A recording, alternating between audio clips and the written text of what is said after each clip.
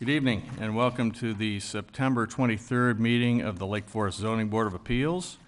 The board is here tonight to work together with all of you, property owners, neighbors, and architects to continue the tradition that allows community members to work together to preserve the qualities and the unique character that make Lake Forest a special community.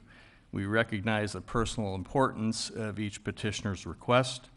Our goal is to respect the requests of the owner while balancing the interests of the community as a whole.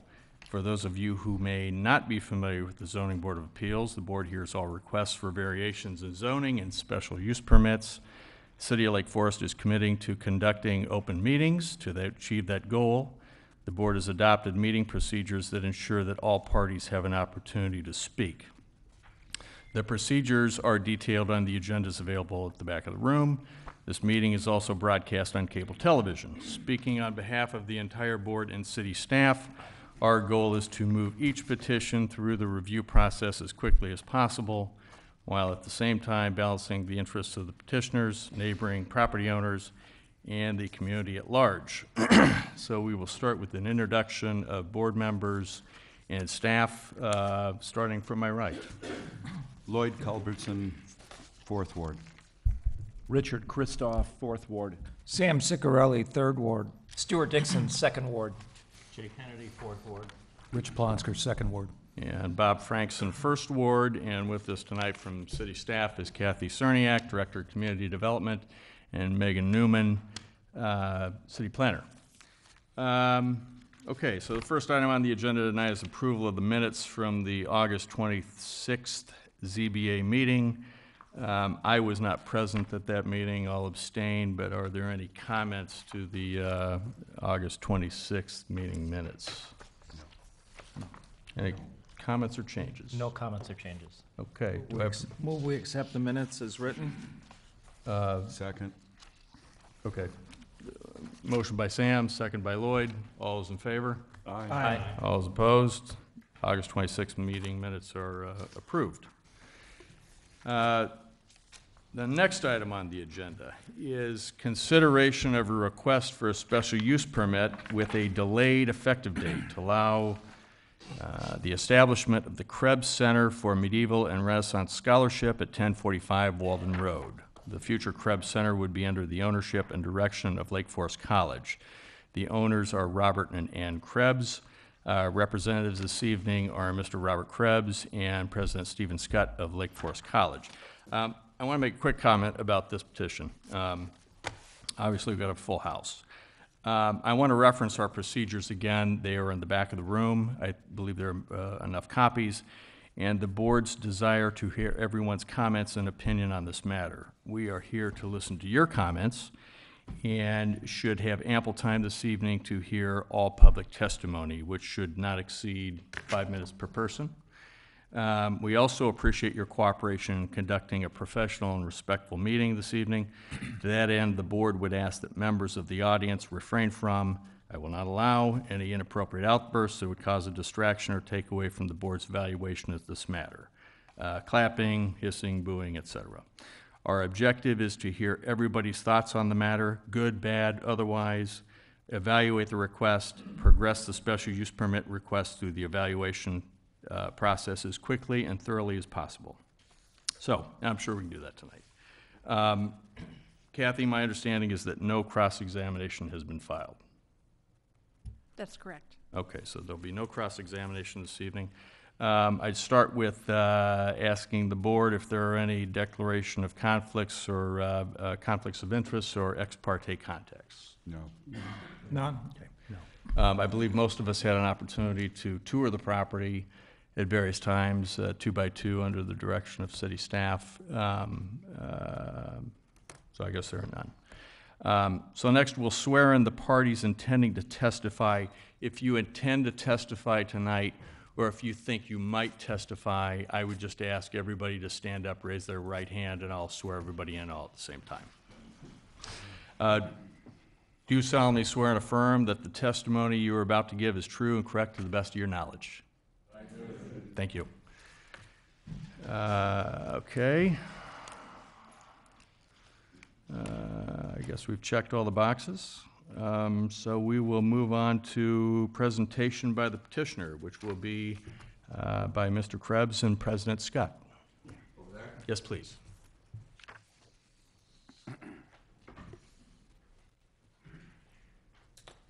Good evening. I'm Rob Krebs. My wife Ann Krebs is right there. Raise your hand. We appreciate the chance to come before you with our proposal.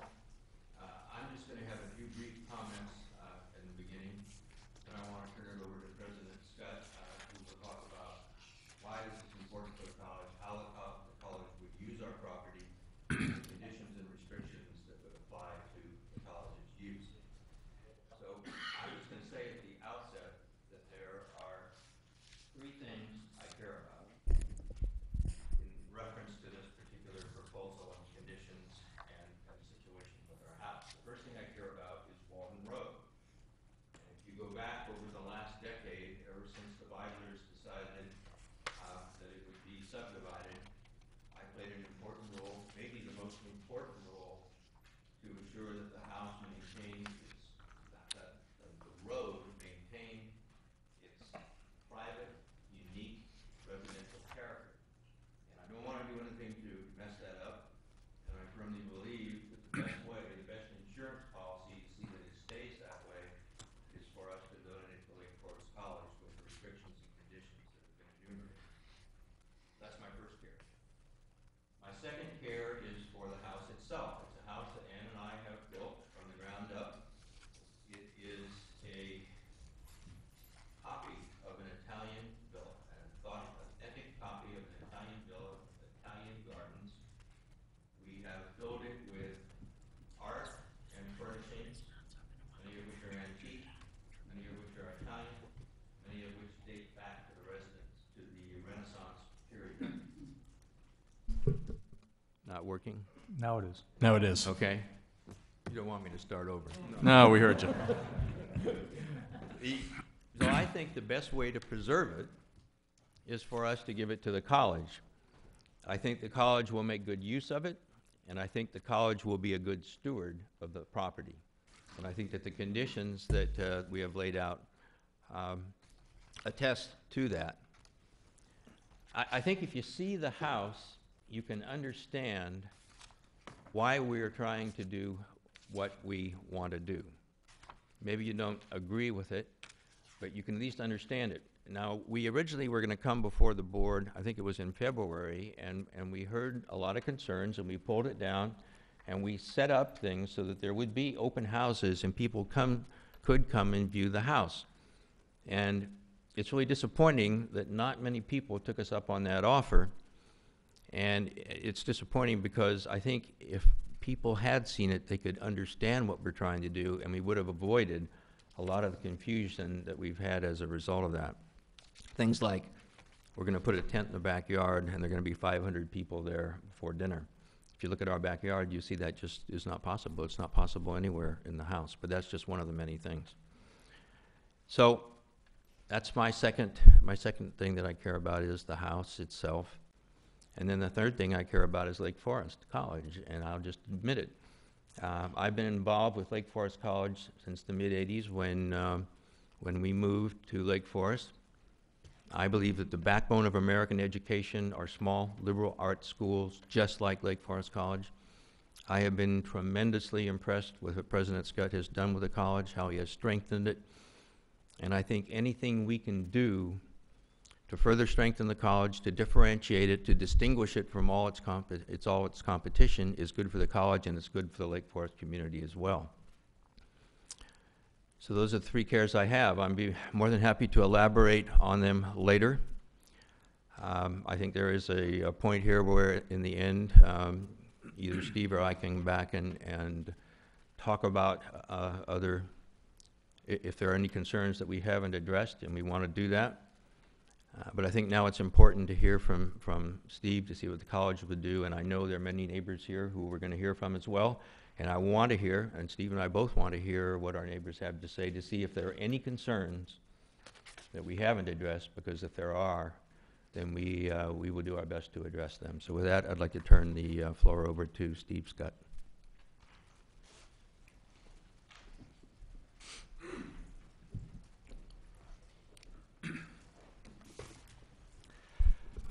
Well, thanks very much, Rob, and thanks, I think I should say thanks to you and Ann for the opportunity to be here and talk about this project tonight, and certainly to the Zoning Board of Appeals. I'm grateful for the opportunity as well to be before you and say a good bit more about what the college's view of this opportunity and what we would intend to do if in fact it comes to pass. And I want to give my greetings to everyone from the neighborhood who is here tonight as well, and I also, as Rob said, look forward to hearing your comments. In the 156 years of the college's history in this community, I don't know that there has ever been as unique an opportunity presented to the college as this one that Rob and Ann Krebs have put in front of us now. The college has benefited, has grown over many years, and benefited from many other opportunities in this community, fostered by this community, and has taken advantage of them, I think, to bring the college to the place of strength where we are today.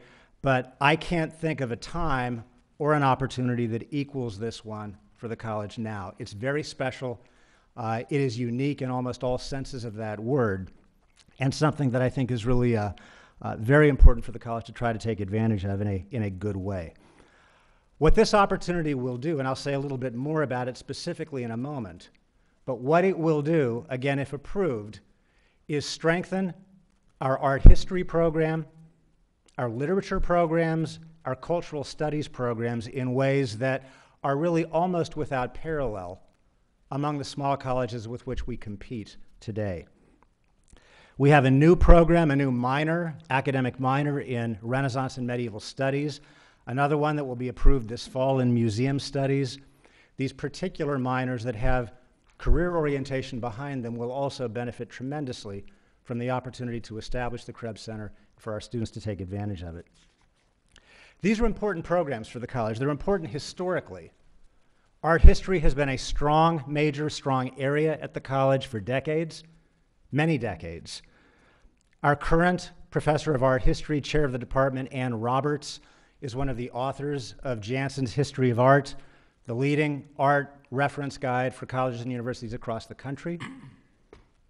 Our alumni from the art history program include people like Richard Armstrong, the current director of the Guggenheim Museum in New York, Peter Reed, who's one of the top 2 or 3 people at the Museum of Modern Art in New York, the head of the Pennsylvania Academy, Stephen Saulney, the author of celebrated books on the architecture of David Adler.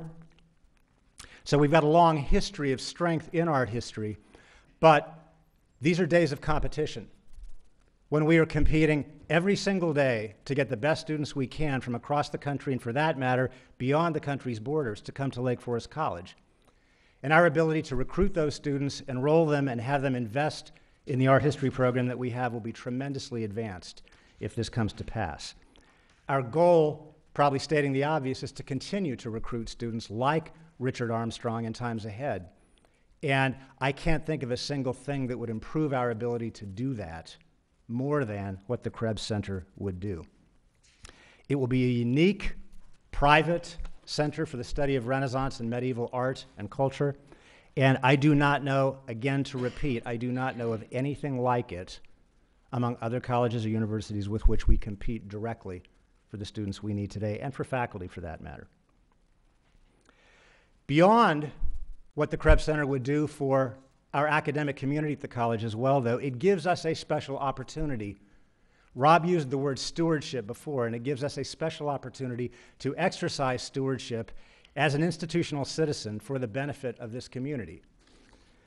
We care deeply about our presence in this community and about our opportunity to be a good institutional citizen, and this will give us an opportunity to do that in a remarkable way as well.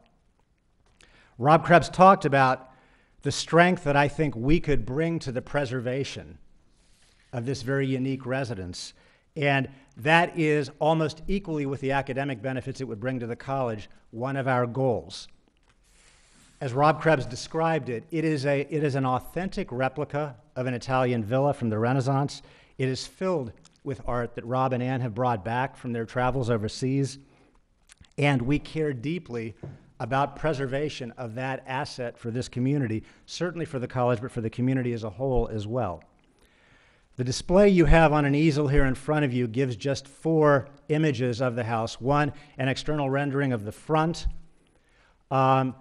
Either to the side or below that, a rendering of the garden in back as well, and two renderings, simply two images of some of the art that is within the home, simply just to try to convey by, again, a couple of images what the house is filled with today.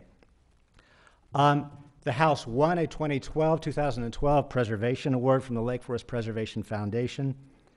And our goal, our intention, and it's an intention that we would be able to meet given resources that Rob and Ann Krebs would provide with the house when the transfer would take place. Our goal would be to preserve it exactly as you see it in these images, members of the zoning board, exactly as you see it outside and inside, because preservation is the watchword for this entire project. I believe strongly this is the best strategy that one could adopt for preservation of this property. I think if it were not to be given to the college, as Rob and Ann Krebs have intended and provided, and it were sold to a private owner, any number of things could happen that the college will be in a position to prevent. The property could be divided. It could be used for other purposes. The gardens in back could be destroyed. Many other things that are within the zoning for an R4 zoning district could take place at this as a private residence that we have already agreed in advance to prevent from happening. What are some of the conditions that the college has already agreed to in advance that would be incorporated within the special use permit that would govern this property as a legal matter going forward? I've already said that we intend to maintain it. As you can see in these images, we maintain that in all respects, and the resources to make that possible for the college would again be provided along with the transfer of property. There will be no division of the property, no external signage. All lighting and other requirements in the R4 district would be observed scrupulously by the college. Parking, in the same way, would be limited to on-site parking. There are 6 underground spaces below the house, as well as a number of spaces in a screened lot in front of the house, again screened from either Walden or Ringwood Road. The kind of educational programming that we intend to provide inside the residence would be invisible from anywhere outside. If there are outdoor events at the property, they would be limited to 4 per year, outdoor receptions. And again, if it were to go into private hands, there is no limitation on the number of outdoor or other kinds of events that a private owner could provide at the property. There will be absolutely no student residence of the property whatsoever. And there are other conditions that we agreed to as well that, again, are part of the statement of intent that we filed and part of what would be incorporated within the special use permit. What do we intend to do with the property? What do we intend to do in the property? There are really 2 main categories of use. One of them is educational classes. And let me describe this in a little bit of detail to give a little bit more context. We're intentionally a small institution. We're a small college. We intend to stay a small college, and our classes are small. Our classes average between 15 and 20 students. Across the institution, the actual overall average is about 17 or 18 students per class. Many of our art history courses are smaller still. The point I'm making in laying this out is that there are not large groups of students who would be coming to the house to be educated within one, let's say, any given art history course that might be taught there. How many courses are we contemplating? Well, let me just use this fall semester as a frame of reference to provide some kind of context for that question as well.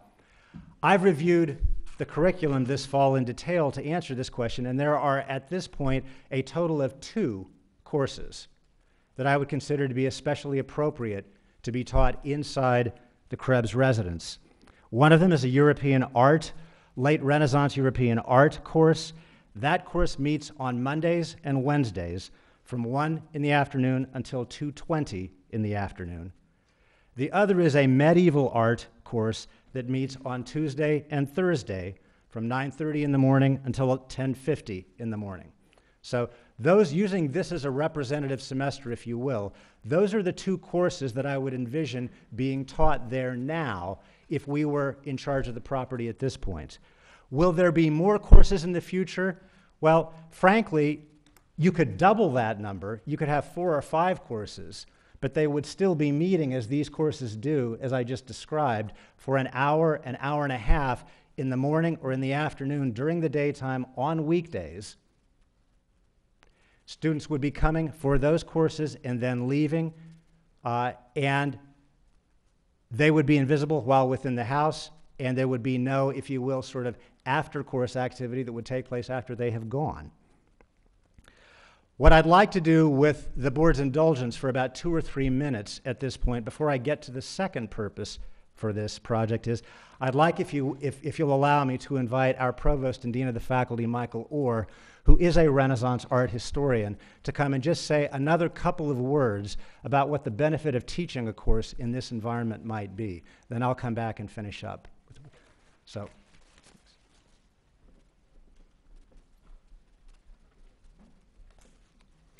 Thank you. Good evening. Yes, let me talk specifically to the benefits of the property with respect to the teaching of art history. Renaissance art was never designed to go in a museum. It was never designed to be seen in an antiseptic setting. It was designed to serve a specific purpose. And one of the unique characteristics of the Italian Renaissance was an explosion of interest in creating works of art to sit in private palaces and villas. And one of the unique things about the Krebs residence is it offers an opportunity to experience Italian art in the original context in which it would have been seen and experienced and used in the 15th century. And so the images you see here, particularly the one of the painting on the wall with the furniture in front of it and the objects sitting on the table, the conjunction of painting and ceramic work and stained glass and textiles, which is a characteristic of the furnishings in the house, provides a three-dimensional environment in which it is unique to this area as a way of experiencing and understanding Renaissance art in its context. You have to go to Italy to do that. And what is so exciting from the standpoint of an art historian about this opportunity is to offer our students the ability to live and experience, in terms of the time they would be in the house, engaging with works of art, not in isolation in a museum set apart from their original context, but seen and experienced as they were intended to be used. The other aspect of the house that is so compelling is that one of the greatest contributions of the Italian Renaissance was an entirely new form of architecture, which is the Renaissance villa. And this is this remarkable replica of such a kind of architectural space that you can only really understand and appreciate by physically moving through the space to understand the proportion, the relationship of ceiling to the height of the person. One of the great contributions of the Italian Renaissance was all about how architecture created space in easy coexistence with the human scale. And this house offers that in a way that you can't experience without going to Italy. And so for our students, it's an incredible opportunity to experience an entire environment of art in a very tangible way that will set them up for many of our off-campus programs that they then go on to visit, and thus provide this sort of unique opportunity to experience art and architecture in the way it was intended to be experienced back in the Italian Renaissance.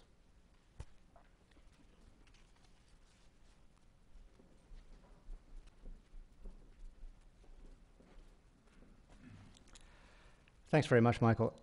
The second purpose, beyond the educational programming that we would do within the residence, as Michael just described, is the periodic invitation to visiting scholars from other institutions, other universities in this country, and for that matter, potentially even outside this country, but Renaissance medievalists, Renaissance experts, medieval experts, who might come for limited periods of time to be together inside the Krebs Center, share each other's company, potentially work on joint scholarly projects, or simply soak up the environment that Michael just described and engage with each other in intellectual pursuits.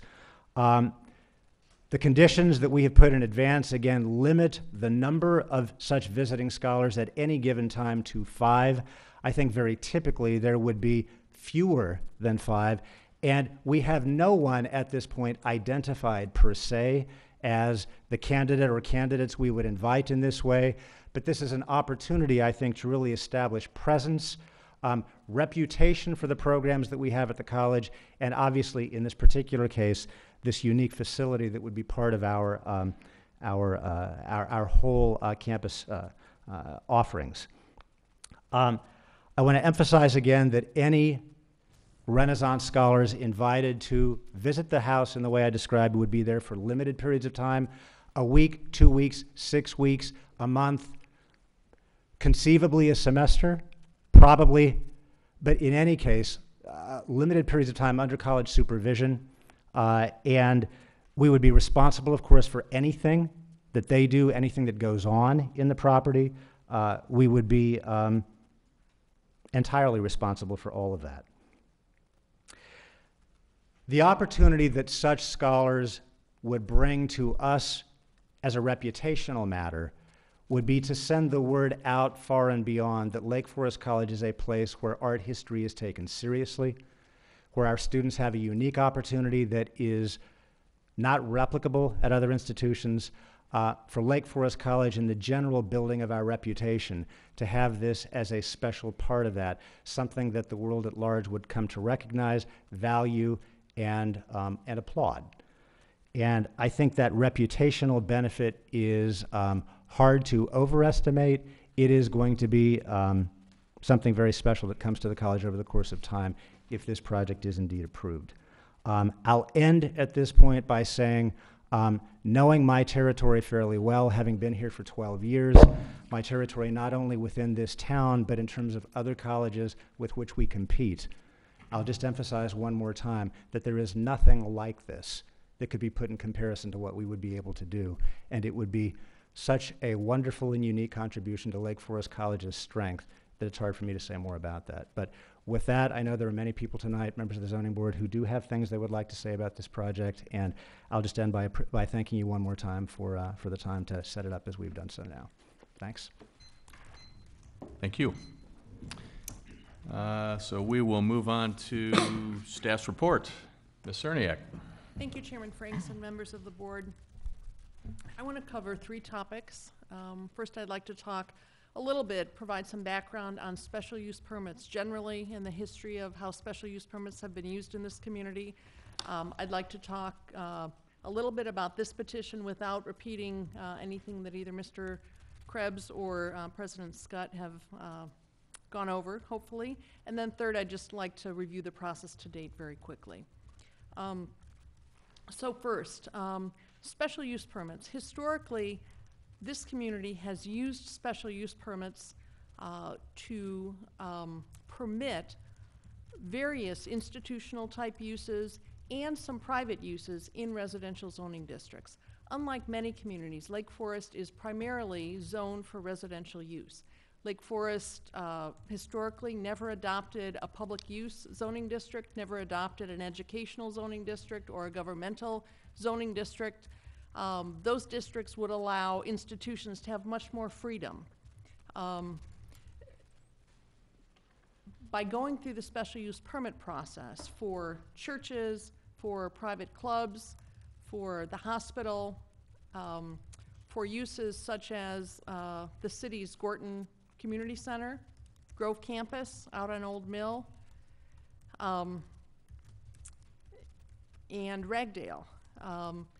The community has been able to allow these unusual uses to preserve existing structures, but also to allow an interface between these institutions and neighboring residential properties. I've been involved in many of those discussions, and I will say that in every case, as I was reviewing those different petitions in my mind, in every case, they have been controversial. In every case, very good questions have been asked. How will these uses fit into the neighborhood? How will we deal with traffic? How will the property be protected? So the special use permit has worked very well in this community. Once a special use permit is considered by the Zoning Board of Appeals, your recommendation will go to the city council. And if approved by the city council, special use permits are adopted by ordinance and carry the force of law. Special use permits almost in every case carry with them limitations and conditions of approval. Special use permits are not broadly granted, but are granted to only a very specific use, a very specific property, and a very specific property owner. From time to time, there are issues with some of these uses. There may be some conflicts, and the way the city has handled those is we first have a conversation. We talk with neighbors, we talk with those who may be interested in the issue or be involved in the issue. We talk with the institutions. And I have to say that almost every time we've been able to resolve those, either make corrections or make adjustments. However, with special use permits, because they are adopted by ordinance, the city council forever retains the right to revoke a special use permit. So if Gorton Community Center, for some reason, began to hold events that were wildly beyond what's permitted by that particular special use permit, the city council could ultimately say, this isn't working. And they could have the power to revoke that special use permit, and the property would then revert back to its underlying residential zoning. To talk a little bit about this particular request. This request is different because there's a request for a delayed effective date. What that means, and the way the recommended conditions in your report are written, is that before this special use permit, if approved, could take effect, 3 things would have to happen. The property would need to be in the ownership of Lake Forest College. If the Krebs decided to sell the property to someone else, the special use permit is null and void.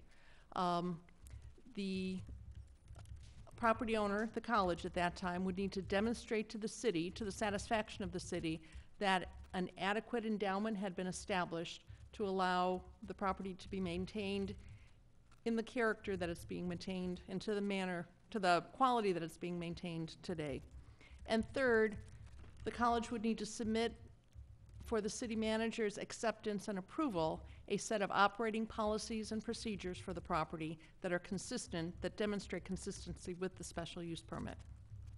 Whether it's 3 years from now, 5 years from now, 10 years from now, those 3 conditions would need to be met to the city manager's satisfaction before the special use permit would be triggered and before the use as described would be allowed. Another unique aspect of this petition is that the donation of property has not yet been made. It's actually quite unusual for a petition to come before the city this early in the process. The city has no involvement, no control, and no approval rights over a donation of property. This donation could have happened or could happen in the next 2 years without the city's knowledge at all, and the college could perhaps come to us 5 years later and having owned the property already for 3 years and then begin talking to the city about how the property could be used. The property, as I said, can be donated without any involvement from the city, and if that occurred, the property could be used for any use permitted in the R4 zoning district. It could be used, for instance, to house 3 faculty members. It could be used as a college president's house. Under either of those situations, the occupants of the house could have gatherings or parties the same way any of you might have, and the zoning district does not control those. It doesn't establish an ending time. It doesn't establish a requirement for shuttling people to the property if you have an event. So understanding that the donation can happen and this property can be in the ownership of the college and can be used by the college any way consistent with the residential zoning, whether or not a special use permit is in place. In fact, the way the special use permit is laid out, there would actually be more restrictions on the use of this property under the special use permit than if it was simply, if it did happen to go into the ownership of the college and they operated it under the residential zoning district. To talk a little bit about without going into it, you do have a series of recommended limitations and conditions in the staff report. If you'd like, later in the meeting at some point, I'd be happy to summarize those. I will just note that there are 12 conditions. They speak to retaining the residential character of the property, limiting the uses, specifying the uses. They speak to maintenance and other general conditions. And then the final unique aspect of about this petition that I would note is that this property, although it is very unique, it is very significant to the community, and although it was only constructed in 2005, is of historic significance to the community, is not located within the historic district. Currently, this property is located just outside the historic district. So in the future, if this property changed hands and was bought by a private owner, certainly the city would go through a review process, but because this property is not in the historic district, the city does have less leverage to speak to retaining the gardens, for instance, or to speak to what form an addition may take. So with this special use permit, we are actually stepping in and taking the place of what otherwise would be carefully looked at by the Preservation Commission. Just to close, I just want to comment on the process briefly. As I believe Mr. Krebs noted, this petition was first submitted to the city in December of 2012. It was scheduled for your February meeting. There were a number of comments received at that point. The Krebs did request that the matter be postponed and did hold a number of opportunities to for residents to come see the house and reached out to residents. The city also did public notice. The notice was published in the newspaper as required. Agenda was posted at the 5 public places, and you have received a series of correspondence in your packet. Both correspondence that was received before you got your packet last week, and then before the meeting tonight, you received other correspondence that the city staff just received within about an hour prior to the meeting. I would note that just before the meeting, someone handed me a copy of the petition that you have in your places with 3 additional signatures. So for the record, I would just note that. I would be happy to answer any questions. Thank you. So now's the time for board questions to the petitioner or to staff. I want this to be very thorough. So we might start down at this end, but if we come back and, oops, I forgot, I've got another question, there's no time limit or quantity limit on the number of questions we can ask. And we'll also have an opportunity to come back a little bit later and ask some questions that we might have forgotten. So we can start at this end, we can start at this end, whoever would like to start. I'll go. Okay. Thank you, Mr. Chairman. First, I'd just like to recognize the remarkable generosity of the Krebs in proposing this petition. And I certainly realize that this would be a unique benefit to the college. I certainly don't question the worthiness of this cause at all. However, we are here to consider a special use permit and how it may impact the neighborhood. And as evidenced by the crowd that's here tonight and the correspondence that we've received, there are obviously some concerns about the petition. And so that's what I'm going to focus my questioning on. I think I'll begin with the perhaps the elephant in the room, and that's traffic. And all the implications of what you're proposing to do and how it would affect traffic through circulation through the neighborhood. As I understand it, you're proposing to conduct seminars, lectures, classes, receptions, etc. at this property 5 days a week during the week. Is that correct? Could I ask, Chairman, how would you like us to? Would you like It would be, actually, it would be appropriate if you could come up to the lectern and yeah, that would be easiest. Sure.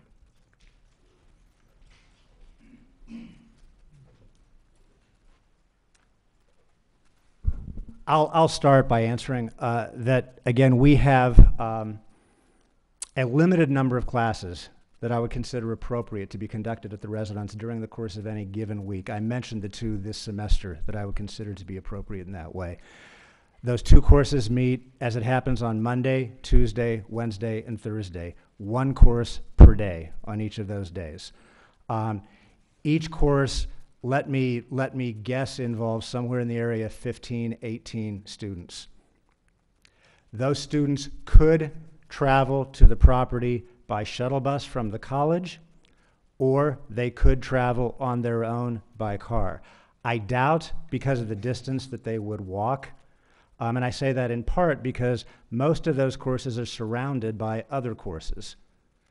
So that a student might come to the house if we had a course there from 9:30 until 10:50 in the morning, would need to leave after that course to return to campus for a different course on a different matter.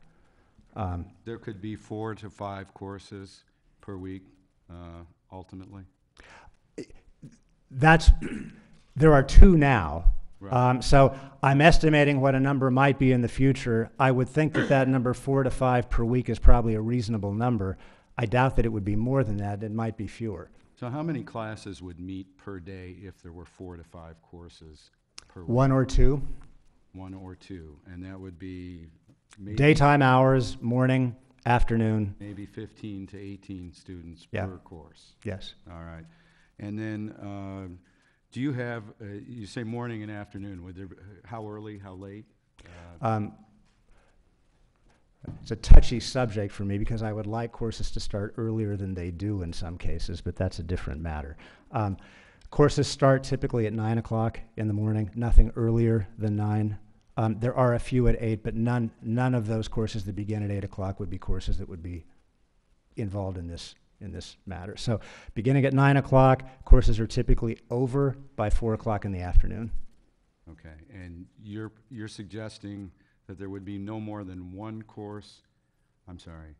I'm still trying to figure out how many courses would happen It is per day. possible, depending on scheduling in a given semester, it's possible there could be a course in the morning and a course in the early afternoon. And, okay, so there'd be no more than 2 courses per day? No, the way our scheduling works, I think that's almost literally impossible. So maybe 10 courses per week, max? Max.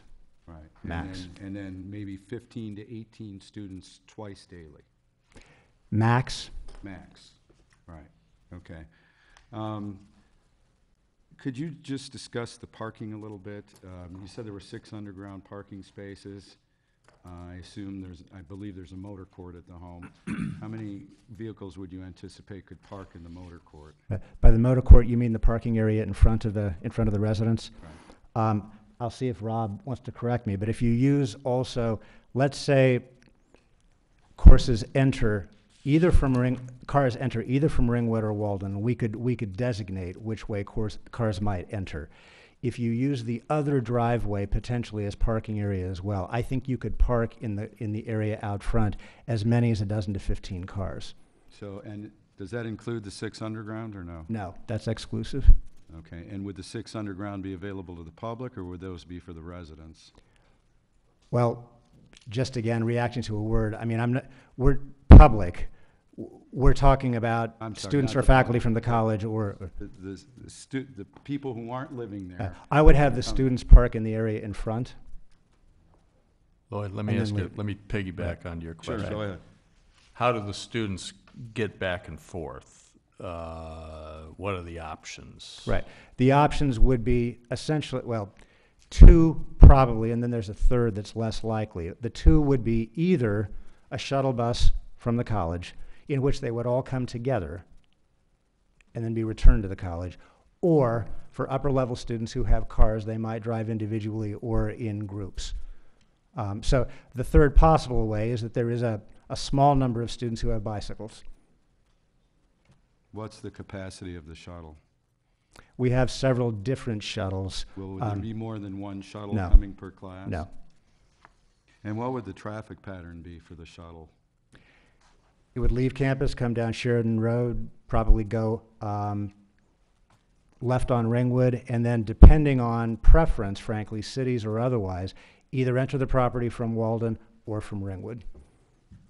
So right now, the option is available to both entrances, I should say. Yes, although I believe it's the preference of the property, to go through Walden, is that, up until now. But there are two separate entrances. The other thing we ought to say, we are the first house on Walden Road, so everybody beyond us, because of the foliage and the trees, really won't even know that there are people coming down there and going in. And I think 15 cars in our courtyard is probably too many. We've had parties there before. A good example is we host a party every year for Ravinia, where we have after the opera, we have the cast party, and we can get 10 cars in our motor courtyard there. And I should say that we have that every year. A couple of years ago, we had Patricia Reset there, who stayed there till 2 in the morning out in the backyard with a number of her friends. I don't think anybody even knew she was there, or that we were having the party. And if the college does get this approved, she wouldn't be able to stay past 10 o'clock. Understood. What was the capacity of that event? How many people did you have? 50. Okay. And if you had receptions that were outdoors for the college, or by way of the college, what would you anticipate the size of the crowd to be? It could be more than that if it's just a reception, but if you're going to serve dinner, there's not enough room for more than about that number of people. Would you be comfortable if there was a capacity set on how many people could attend? Sure. Would you then employ, did you employ, or would the college employ valet parking under those circumstances? If we have more than the cars that it would take, well, I guess what we proposed is there won't be any parking on Ringwood or Walden, so that means valet parking is immaterial. Unless they drove them all the way back to the college, it's better to have a shuttle bus that would come from the college, I would think. But yes, we have in the past. So a 50-person event outside would employ the shuttle bus to get them to and fro? Yeah. Okay. So I just have a follow-up. So are you saying in the event either of classroom scenarios during the week or a special event that there will never be anybody parking on Ringwood? There will never be more than the number of cars whose capacity can be taken up by the motor court? I can absolutely say that. That in terms of any students coming to classes on the property, I can absolutely promise there will not be parking on either Walden or Ringwood. And the only thing I would add to the point about receptions, again, is if this is approved and comes to pass, we would be limited to 4 outdoor receptions per year. For anything that might involve more parking than we just estimated, we would either shuttle parkers from the college, or with permission of the neighbors, which we would seek in advance, we might ask if we could park on Ringwood. But that's something that has happened for the receptions that Rob Krebs was already mentioning in the past. It's not something that we contemplate at this point. What about indoor receptions? Would you be anticipating, in addition to the 4 that you're limited to outdoors, would you be having indoor receptions as well?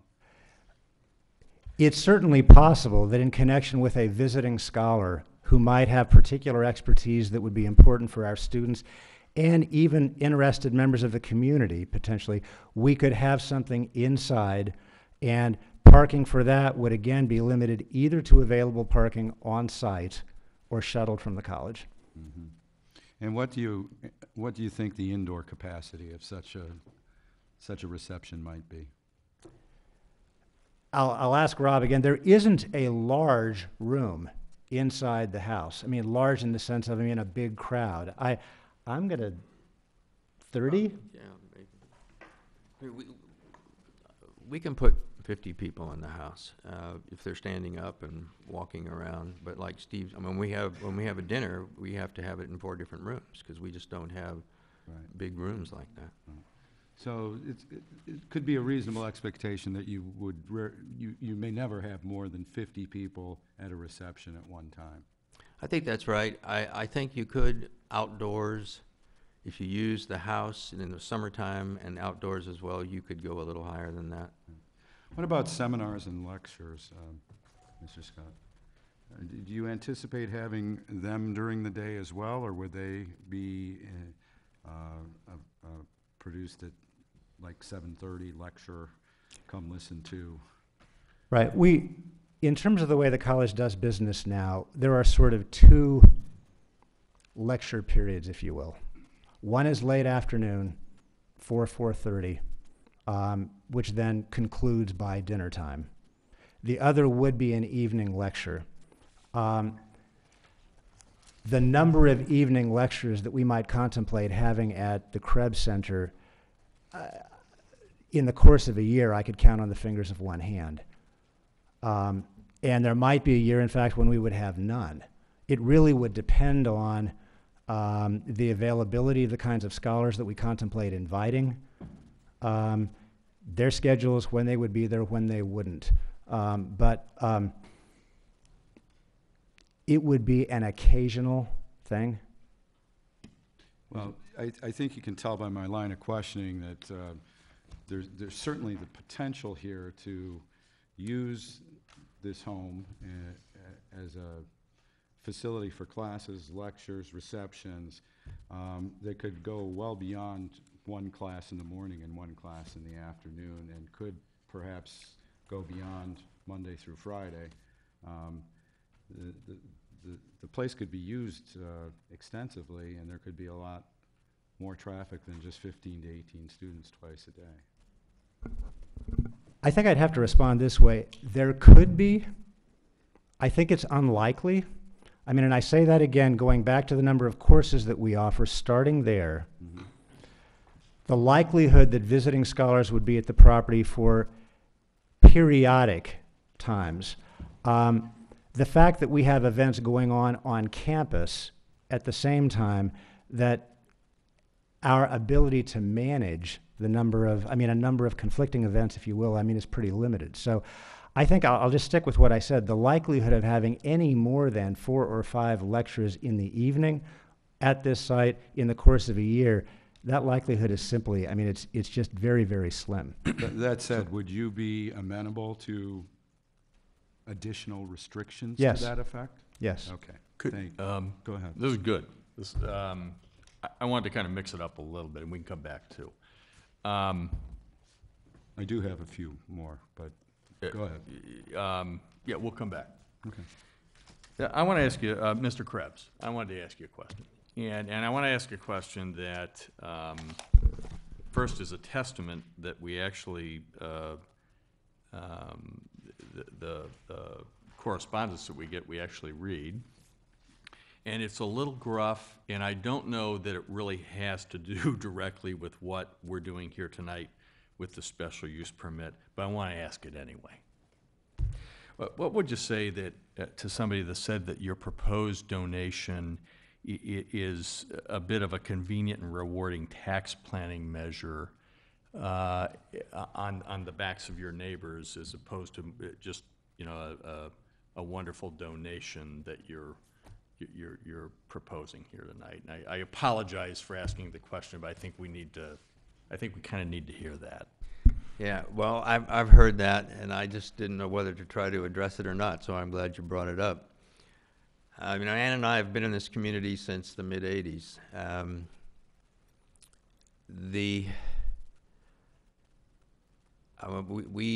We believe in supporting good causes, and I tallied it up, how much we've given to charity, nonprofits, things like the college, things like Open Lands, since we've moved here, and I think it's about $15 million worth. What we're proposing to give to the college here, at least, is that amount. So I guess if you want to look at it one way, when we die, nobody's going to pay taxes on what we've already given away. But I think that's kind of the wrong way to look at it. The right way to look at it is that we're making gifts here for important purposes to benefit causes that we believe in. And I think that maybe the message you were referring to said it was rich people doing this on the backs of other people. And I guess rich is a relative term. So I don't know if I'm rich or not. had a son, a youngest son. Our son went out to Silicon Valley before the dot-com boom, and he called me up after about a month and said I wasn't rich after what he saw out there. But we've been blessed.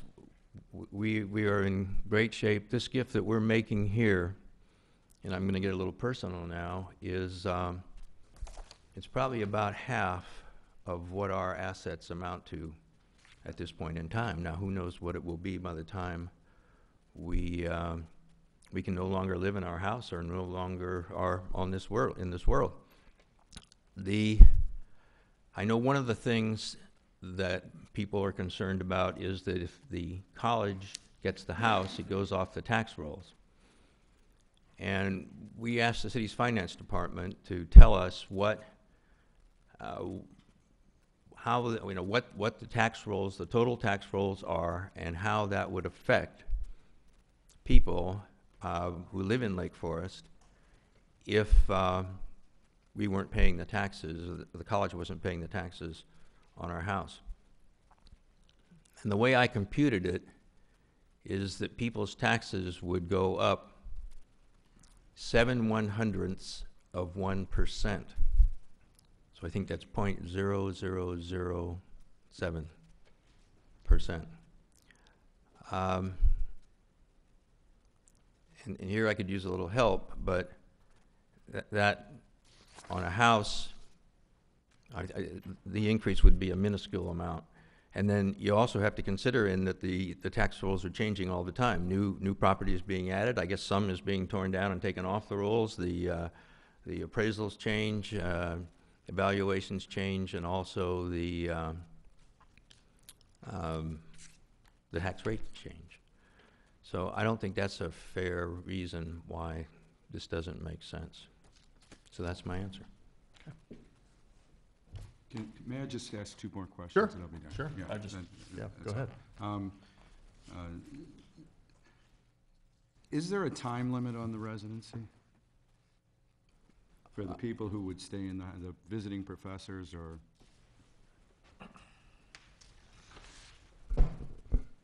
Ragdale Again, right. offers, what, Right. 18 to 25-day residency periods? Right. I'm sorry, sorry, thank you very much. I don't know what Ragdale's periods are. I'm not sure about that. But I think in our case, I will be surprised if we have a visiting scholar there to stay more than several weeks because of the schedules that these people keep. I'd like to consider the possibility of inviting a scholar who has the time to do so to spend a single semester at the house, but I'm also willing to give that up if that is even that possibility seems to the zoning board too much to consider in this case. What we contemplate is short stays by people who would come to enjoy each other's company, work on joint projects, benefit the college by doing a master class for students inside the house, and then leave. Okay. A question of staff. I think I heard you say if no special use permit were employed here and the house remained zoned R4, that the college would not have the restrictions that are being suggested in this special use permit. Would they be able to conduct classes and have seminars and? Not specifically conduct classes, but if it were, for instance, the president's house, the president could host visiting scholars as you might host a guest in your home. Could have meetings or gatherings or holiday parties. So what could occur in this house under R4 is really the same freedom that all of you would have in your home. No, there could not be regular classes scheduled here, but it's not unusual for a home in Lake Forest to have a special event, a house walk, a garden walk, a lecture, a fundraising activity, and we don't regulate those in the R4 zoning district to say you can have one a month or 6 a year or anything like that. So for the use intended, it would require a special use. To hold regular classes in the house, yes. And A special Mr. use Schutt, permit could would be you required. just because there is so much in similarity between what's already existing there as R4 and the special use, can you talk about what you see as the primary advantages of being able to have the special use as opposed to not having it? Maybe as a follow-up to Lloyd's question. Sure, let me try. I mean, and thanks for the question. The first thing I want to say again is, and it's already been commented on, but this really has been an effort to get all of this out in advance so that people really could have the opportunity we all have tonight to talk about this and understand what it is that is planned or contemplated for the property. The ability to hold the kinds of classes that Michael Lloyd described inside the residence is of great value for us in the way that Michael talked about. For our students, it would be a unique experience, and it's one that I would love for them to have the opportunity to have. So that I really consider to be very important and a real part of why this proposal is so attractive to the college. In addition, we have no opportunity, no reason to invite the kinds of scholars I have described here also to come to Lake Forest College now, notwithstanding the strength of our art history department. This would give us an opportunity and an attraction for them that doesn't exist now. All of that together for students at the college, prospective students considering the college, and the world at large that pays attention to the reputation of different institutions. All of that, I can promise you, would help raise the college's reputation in the eyes of the world in a very important area for us. So all of that really comes together as the reason why we believe the special use permit is necessary, and why, although we could do a number of things without it, the special use permit makes clear, with the restrictions it would contain, what our intentions really are and what the limits of those intentions are. Is there any remainder agreement in your agreement with Mr. Krebs about being able to resell the property at any point in time, or some minimum number of years that you have to hold it before you were to resell it or anything like that? The first thing to say is, pending the acquisition of a special use permit, we have not concluded the donor agreement in this case, because the approval of the special use permit will give us the basis on which to really understand each other fully and complete that agreement. But if we go forward, and I guess the city's already sort of made this point plain, if we go forward, if the special use permit is approved, and at any point thereafter, we, the college, in collaboration with Mr. and Mrs. Krebs or otherwise, decide to sell the property, the special use permit stops. And the property, if we sell it to a private owner, it returns to R4 residential restrictions, and we have nothing more to say about it. Thank you. What items that, let's see how to ask this. If the property was transferred and it remained R4, which is the ownership was transferred, there's obviously certain things you can do. If there's a special use permit, there are certain things that are in addition that you can do. One of them is the classes. What are the other things that you can do now if it's R4 versus special use? Well, I guess we've tried to go through some of them, but the question is, what could we do with the special use permit that we could not do with simply R4 zoning? Yes. With R4 zoning, let me start with what we could do with that. We could have 3 unrelated faculty living in the house. I could have 3 students living in the house, 3 unrelated students living in the house.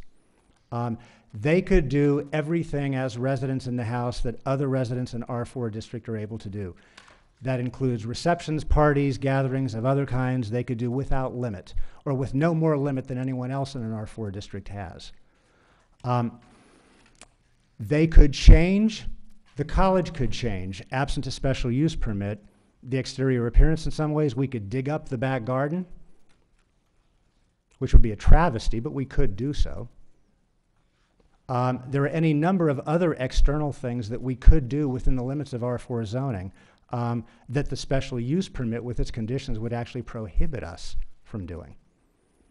In terms of what the special use permit would authorize beyond R4 zoning, again, it really is the classes that I have described. It is, if you will, increasing from 3 to potentially 5 the number of unrelated people who might be staying there for limited periods of time, although I also have to just say quickly, those people are not residents in any case, as 3 unrelated residents in R4 zoning would be. The visiting scholars that we're talking about would be short-term guests. But it is to be able to recognize it as the Krebs Center for Medieval and Renaissance Scholarship, to have classes there in the way that I've described today with the limitations upon those classes, and to be able to periodically invite visiting scholars also in the way that I've already described. That's pretty much it. Can I piggyback on yours? We'll get to yours right next. So another testament that we actually read correspondence. So, President Schutt, what would you say? I mean, this is a logical question. College kids are college kids. You know, what would you say to, and you've got various staff members that are staying for short, medium periods of time, de facto hotel, so to speak. College kids sauntering up Sheridan Road, you know, with backpacks and beer cans and, you know, all the things that you think could occur with a college using a very nice asset like this in a R4 single-family upscale community. Yeah, it's a concern.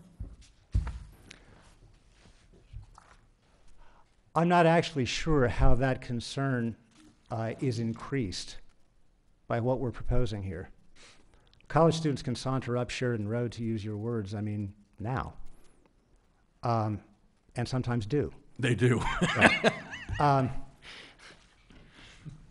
If what you're going toward is whether our security measures for the property would protect it against college students hanging out after classes, coming in the evening, doing things that are unauthorized to be done there, yes, our security measures would.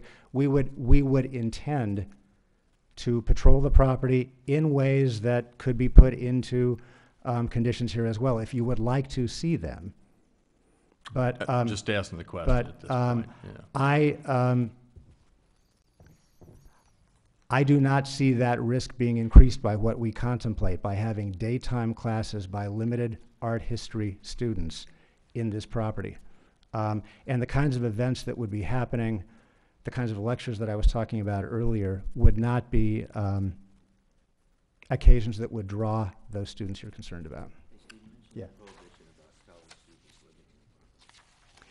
Well, yeah, for sure. I mean, Rob asked me to just remind us all again that there is an absolute prohibition on students living in the property, and that's from start to finish. Just to say it, I mean, it's the last thing that I ever contemplated in terms of what the use of the property would be. But You had a question. Oh, do you want to go there, or you want me to go? Go ahead, Sam. There's just 2 questions, Mr. Scott. One was a recurrent theme from all the letters we received in opposition to the project.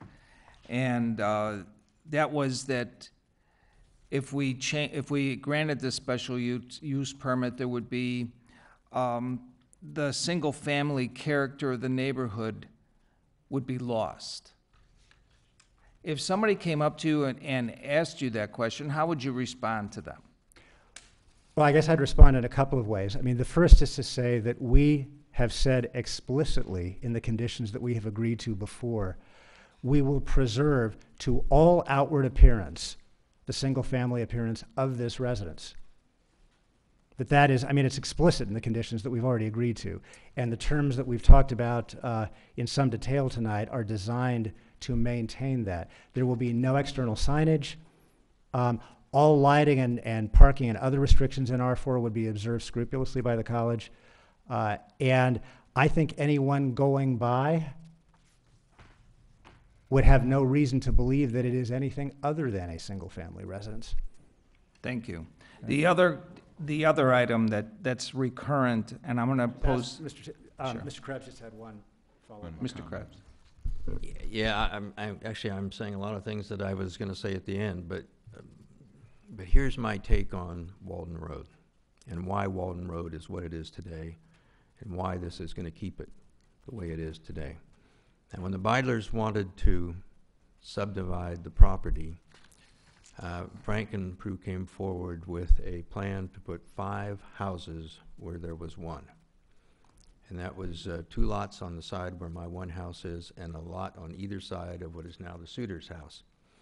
And the Muellers and the Cathcarts opposed that, and there was a long process, both with the zoning board and also with the city council, where no decision was ever agreed upon. And I went to Cy Cathcart and Jack Mueller, and I said, I got an idea. The idea is that I'll buy the 2 lots that are contiguous where my house is now, and there will only be 1 house there. And we as neighbors will take up a contribution, and we will give money to Open Lands to take another lot, which was the one right across from the Muellers and the Cathcart's house, and we'll buy the development rights, and therefore there would only be 2 new houses instead of 4. And so we worked all that out, and we had neighbors contribute $150,000 apiece. The Beidlers made a contribution in kind, and that was part of the deal.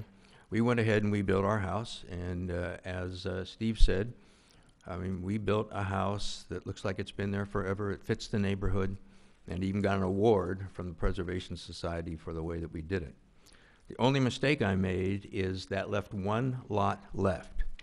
And that lot is now part of the Suitor property, and it's on the corner where Ringwood and Walden come together. So I got a call from Frank Beidler a few years later, and he said, guess what? I got somebody, a real estate developer, who wants to buy that lot. They're gonna pay a lot of money for it, and they're gonna put a big house on that corner. So again, I got the neighbors together, and this time, since it was years later, right before the real estate bust, it was a lot more money. I didn't feel like I could ask the neighbors to do any more than we did before, which was $150,000. So we got the neighbors on Walden Road to agree, and I made up the difference, which was $1.65 million. So we preserved Walden Road and its private character with the residential qualities that it had, and the Krebs put up $1.8 million to do that. So I'm not about to destroy what we created. Now, when I look forward to what can happen to this house, we can't live in it forever.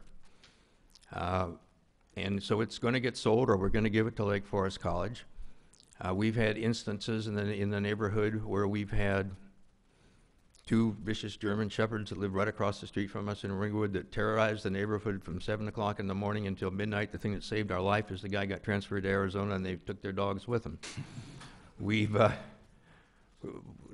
the house has got 5 bedrooms. Somebody with teenage kids could buy it. They could put they could rip out the back, put it in a big swimming pool, and have parties all summer long. To me, the best way to assure that doesn't happen, that this private quality, character of the neighborhood is preserved, is to give it to the college. And basically, to answer your question, or to look at it another way, they're trading the right to have 5 unconnected people stay there instead of 3, and to have classes for all these things that they would never do that anybody else who had an R4 restriction could do. I don't think there's a person in this room that would subject their own property to the things, the restrictions, the commitments, the maintenance agreements, to all this stuff that the college is willing to do to get this zoning permit, or this exception. So. No, we're not going to do that right now. No. So that's we're having board questions at this time. We'll go to public testimony shortly, not now. So I just wanted to add that. Thanks, Mr. Krebs. One question I have for staff. The other theme that I kept reading in all those correspondence that were in opposition of the special use permit was the property value. Does staff have any statistics or any past history of what a project like this will do to property values, if anything? As I noted, there are many special uses throughout the community. Churches, private clubs, various city buildings, and no evidence has been presented that the houses in the vicinity of those special uses are valued any differently. In fact, some of those locations are seen as a benefit to be close or within walking distance to one of those institutions. Now what is proposed here is more private than Gorton Community Center or even a private club. The use of what is proposed here would be much more restricted. But no, we don't have any evidence, nothing has been submitted to document that there would be a reduction in property value, particularly in this case when from all exterior appearances, there isn't expected to be any change, and in fact the conditions as recommended in the staff report require that there would be no change. Thank you. I have no further questions. I just had a couple of questions for staff. This is a request for a delayed special use permit. That appears to be something unique. I don't know how often this has come before staff and the zoning board. Can you let me know or let the board know, is this a common event?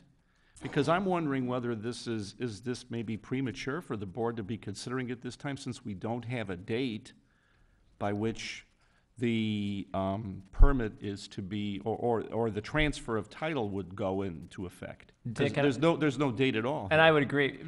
Mr. Krebs, perhaps you could help us, you and your wife could help us by giving some perhaps better definition when we use the word future. Is future Yeah, 6 months from now? Is future 6 years from now? Is future 16 years from now? Right, excuse me. I would like staff to answer the question, and then, of And then course- perhaps Mr. Sure, Krebs and can then follow Mr. up. Very right. good. Because I just don't know. The request for a delayed effective date is unusual. We did discuss that request with the city attorney, and from a legal aspect, from a city code aspect, there is not a problem with writing an ordinance that notes that the special use permit would go into effect when certain conditions are met. And in the staff report, as I noted, 3 conditions are identified which would trigger the effective date of the special use permit. So certainly the donation could occur, or there could be some private arrangement between Mr. Krebs and the college and the city be brought in later. But I think the city's process is really to try and be transparent and to have these discussions early on. And by approving a special use permit now with restrictions, it really gives certainty to all parties. So I don't think it's premature, and I do think, although it is unique, that a delayed effective date is certainly workable. So is there has this ever happened before, I guess is my question, that you can recall? Off the top of my head, I don't recall a request for a delayed effective date. Stu, you had a question? Yeah, Jay, you were going to? No, I was just, Mr. Krebs was going to address the future perspective from a timeline standpoint. Yeah, well, the honest answer is I don't know. I mean, something could happen to us tomorrow. We intend to live in the house as long as we can. I'm the reason why we're here today, because I just didn't want to put it in my will and then find out later there was a big mess. And we may, if this is not approved, we may just put it in the will anyway. I think the people sitting in this room will be worse off if we do, because they won't have all the assurances that when the time comes, the city will, or the college will handle the house in the manner that which it has agreed to do. But we built the house with the intention to live in it as long as we can. And the other reason I did, and this is where I think we got the question about, you know, the rich people just taking care of their, you know, estate. The one thing I'm going to do, if we get the permit and we change our wills, we will provide, I'll just say it, a $5 million endowment to go with the house. I don't want to put that in there unless I know it can be used well. Very good. Thank you, sir. I had one other question for staff, which is different than the last question. And the only question, I know in the staff report mentions that the city has historically used the special use permit process to authorize unique uses in areas that interface directly with neighboring residences. I'm having a difficult time, though, recalling any such use that isn't either near an intersection or the edge of a neighborhood. Are there any comparable special use situations that are within a neighborhood that is so, I guess, quiet or residential as this residential neighborhood? Because, I mean, I understand Gorton is on McKinley and, you know, I'm not Gorton, yeah, Gorton's on McKinley and Ragdale is on Green Bay, but my question is there any similar process that has gone through that would be in this type of a neighborhood for this type of special use? A couple uses come to mind. One is Grove Campus on Old Mill, which is I'm sorry, Grove was? Grove Campus, Grove Cultural Campus, which is off of Ridge and Old Mill. And that is located in a residential neighborhood, and that certainly was the subject of much discussion. I think when that came forward, we actually had much less certainty about how that campus would be used after the city acquired it.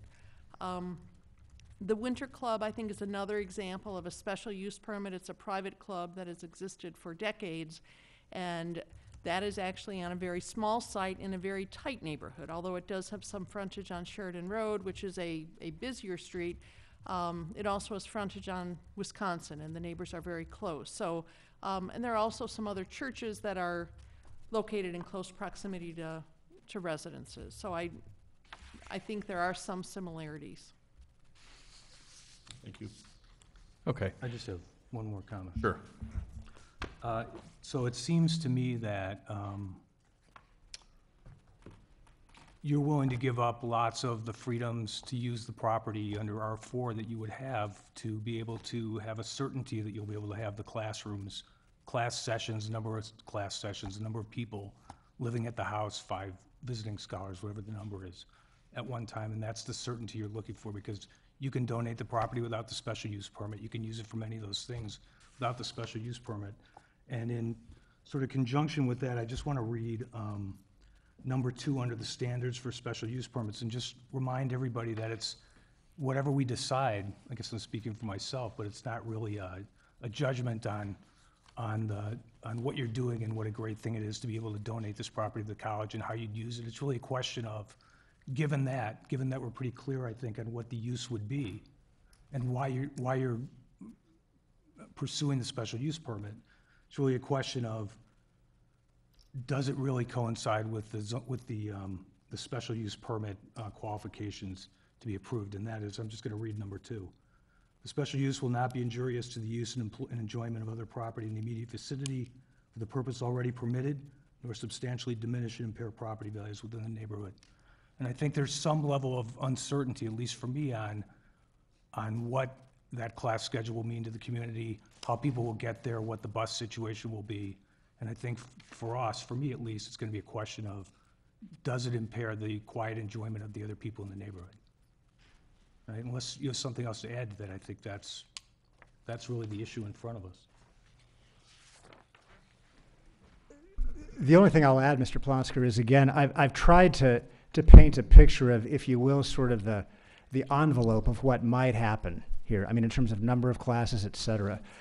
It's hard for me, given, again, what Mr. Krebs just said about the uncertainty of when the property transfer might take place.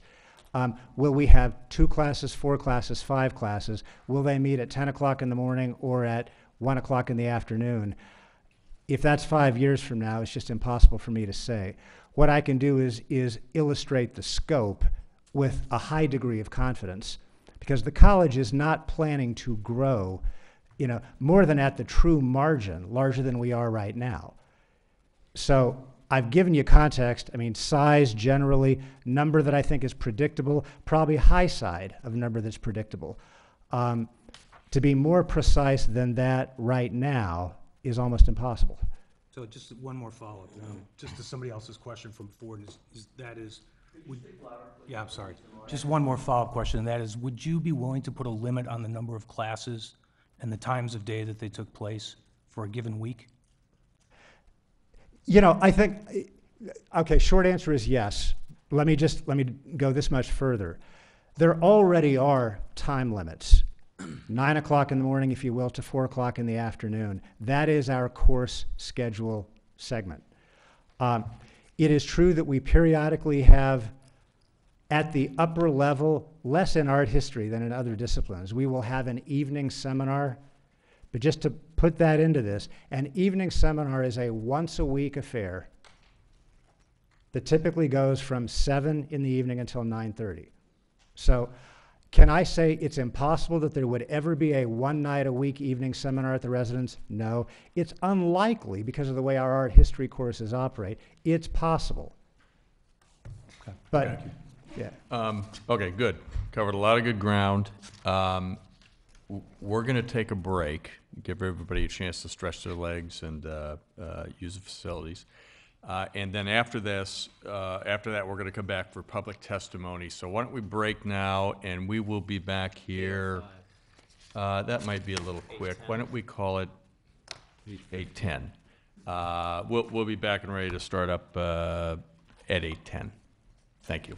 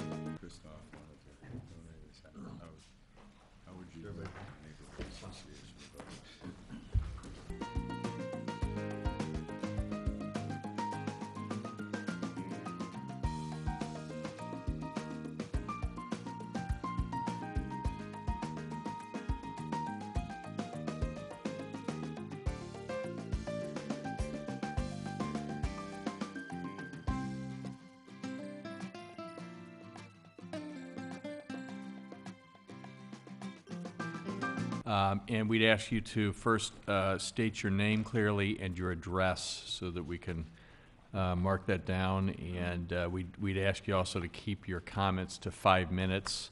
To the extent your comments are similar or identical to the next person's, we'd hope that we could economize your time, but you have 5 minutes, so. And Mr. Chairman, I think we go by row, starting with the front, and then perhaps going back for some sequencing. No, we're not gonna do that. We're gonna go in free form and just polite, orderly fashion. Whoever would like to get up first, please.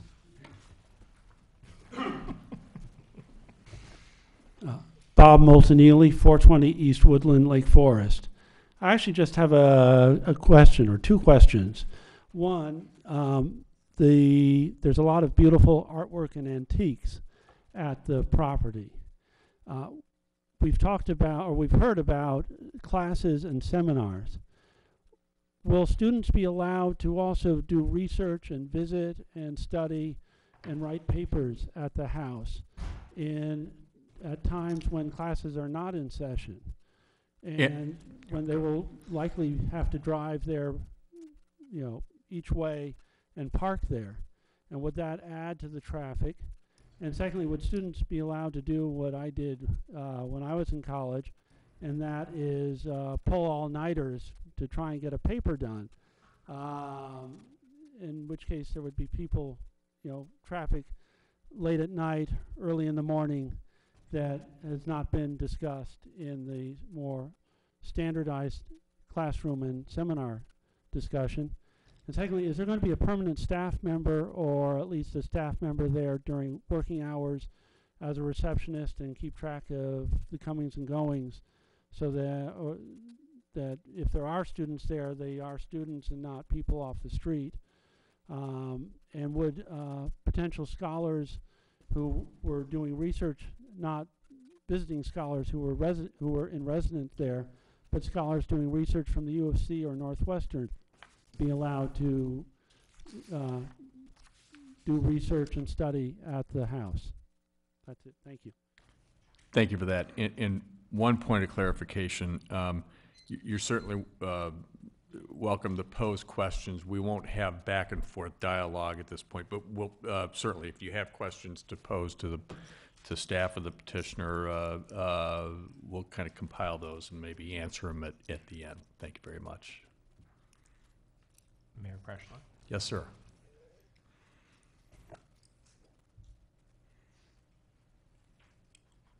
My name is Jack Kreschler. I live at 820 East Westminster in Lake Forest. I was struck by some of the questions regarding R4 versus special use permit. The petition before you is to establish the Robert Krebs Center for Italian Renaissance. That requires a special use permit. It's not a question of do you have classes or you don't have classes. It's a question of establishing a center to give this institution a competitive advantage that would be major and significant, not only for the institution, but for the city of Lake Forest. This is one of the largest employers in the city. It has 1,600 on campus. This is a matter that, whether you approve it here tonight, should go before the city council. It's that important. It's not just a house and the use of a house. It's giving the largest institution in Lake Forest a competitive advantage.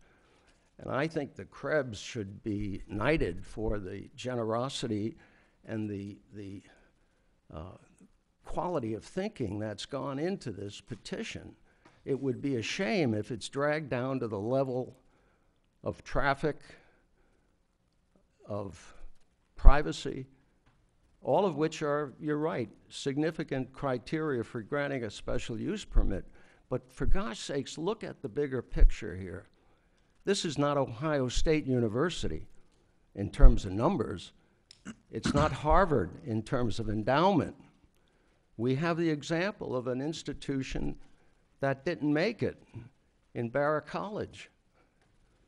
There's nothing that ensures the future of Lake Forest College. They are strong today, they have great management, but let me tell you, they need every competitive advantage we can give them. Now, I was going to speak on other things, but I wanted to be sure I made those points. And I hope this not only gets your approval, but it gets your enthusiastic approval, because I'm convinced that when it goes to the City Council, it will be given strong support. Thank you. Thank you, Mayor. Yes, ma'am.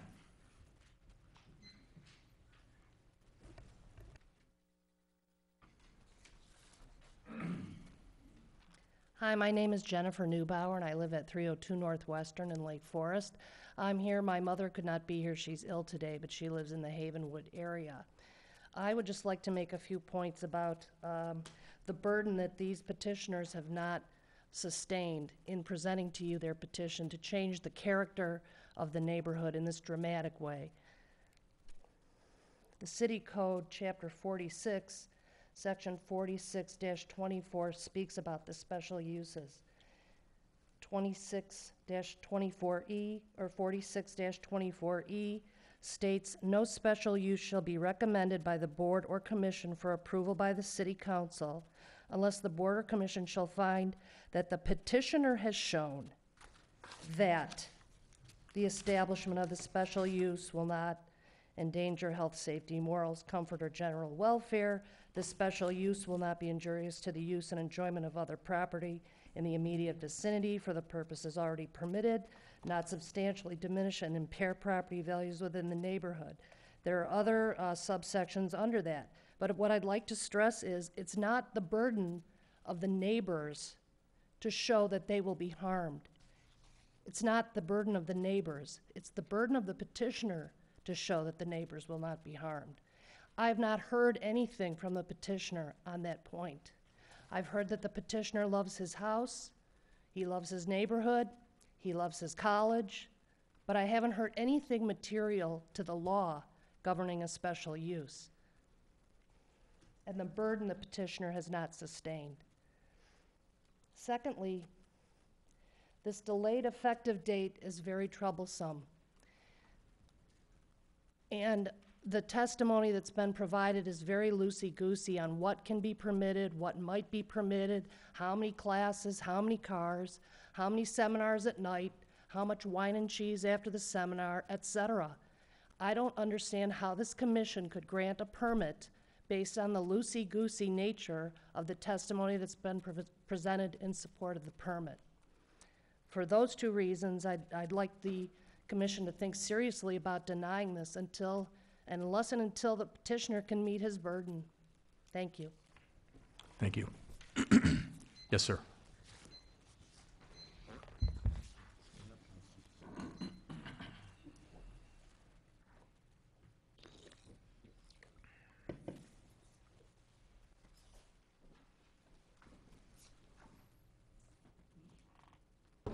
Thank you, Mr. Chairman.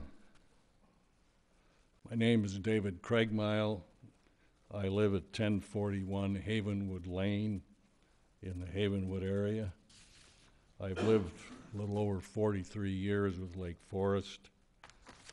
I must confess I was astounded that a permit on this basis would ever even come to the committee, let alone be discussing it. But I would like to discuss what I think the moral obligations are with respect to this proposal, both in terms of the neighborhood and the committee.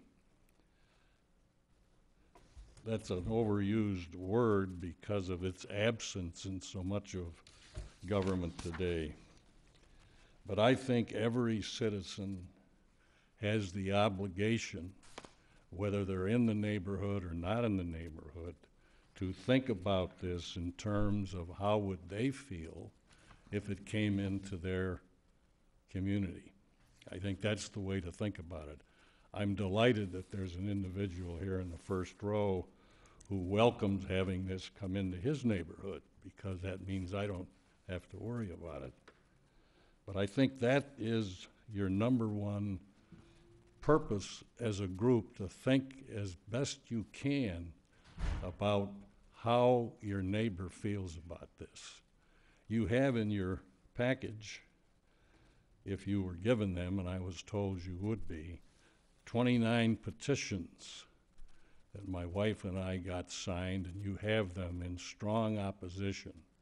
Those are people that live on Havenwood Lane, Ashley, and Keith. We may have one on Ringwood, I'm not sure, but I know that's the others. Those people are opposed to this because they do not believe, and I think it's naive to think that our values would go up. That's silly to think that anything like this is going to raise the value of your homes, let alone those that are right close.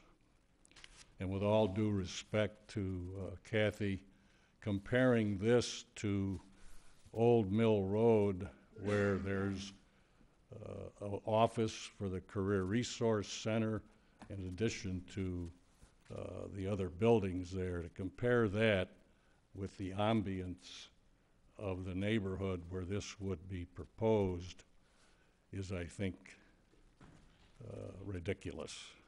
Those of you that know the city, I think, can appreciate that.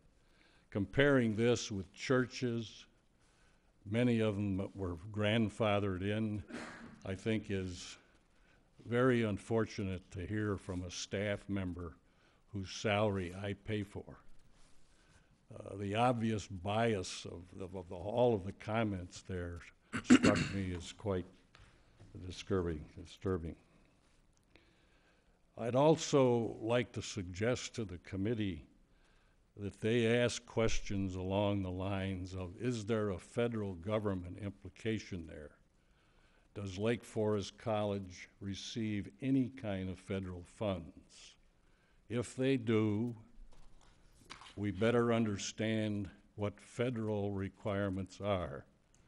Maybe there's an Obamacare in there that we don't know about. But I think that ought to be checked out in great detail. Is the ADA affect this? Are there other social problems that come up if the feds are involved?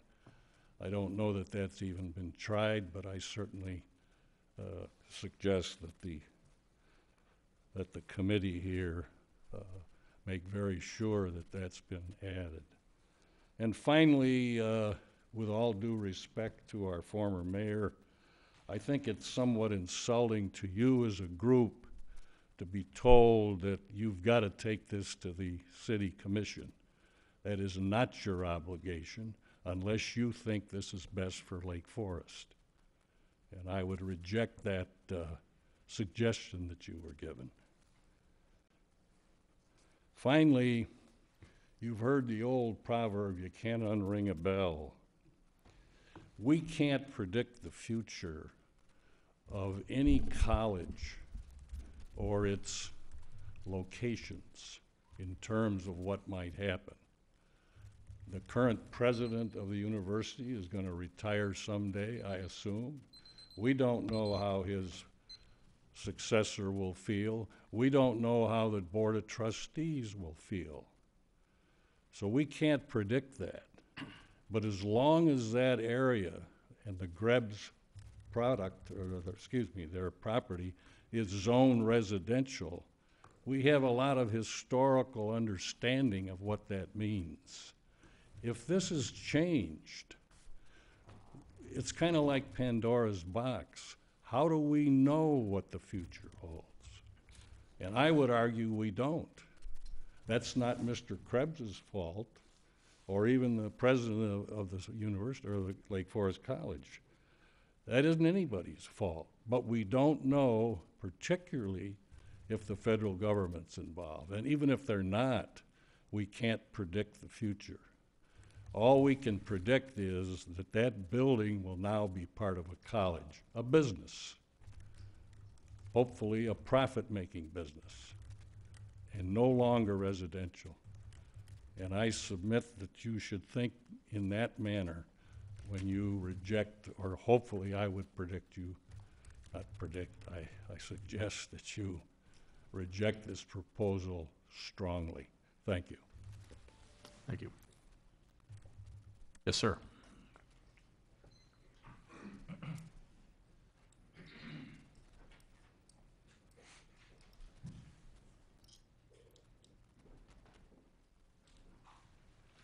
My name is Dave Mathis. I live at 770 Barberry Lane.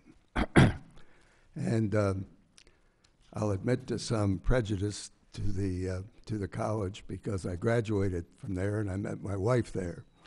But I think the college is a extremely unique part of Lake Forest. It's not just an outsider. It's been here as long as the city has been here. And I feel like this wonderful opportunity that's being given to the college should be considered very carefully, and hopefully you will grant this award. I believe it offers a chance in a competitive world for this school to be distinctly different from others.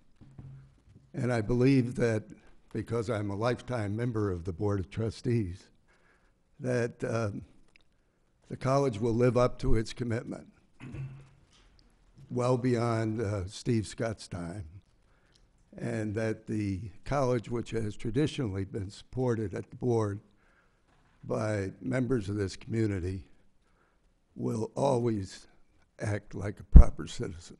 Thank you. Thank you. Yes, ma'am.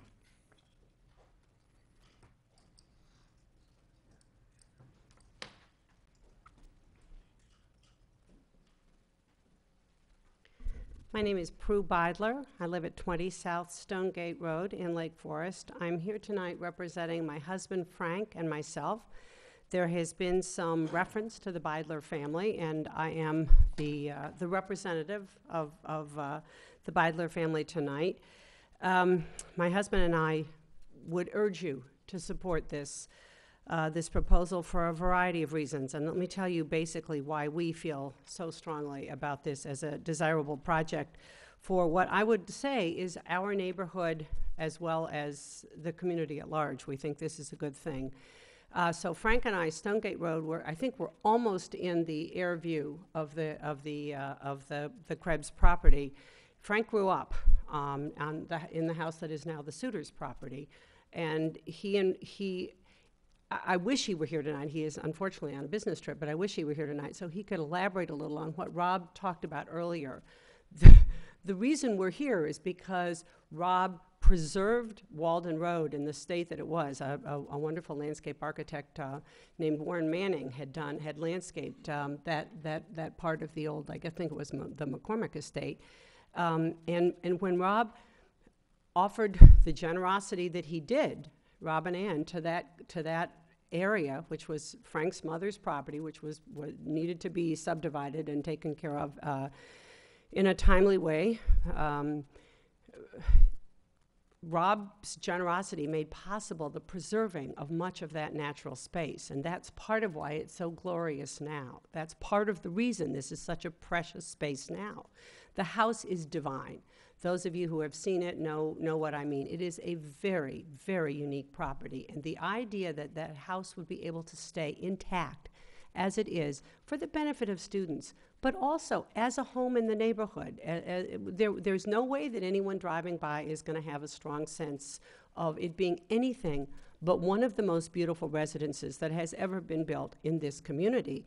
And from my perspective as a neighbor, I don't plan to be leaving that neighborhood anytime soon. I am on Walden Road frequently. I'm in that whole part of town frequently.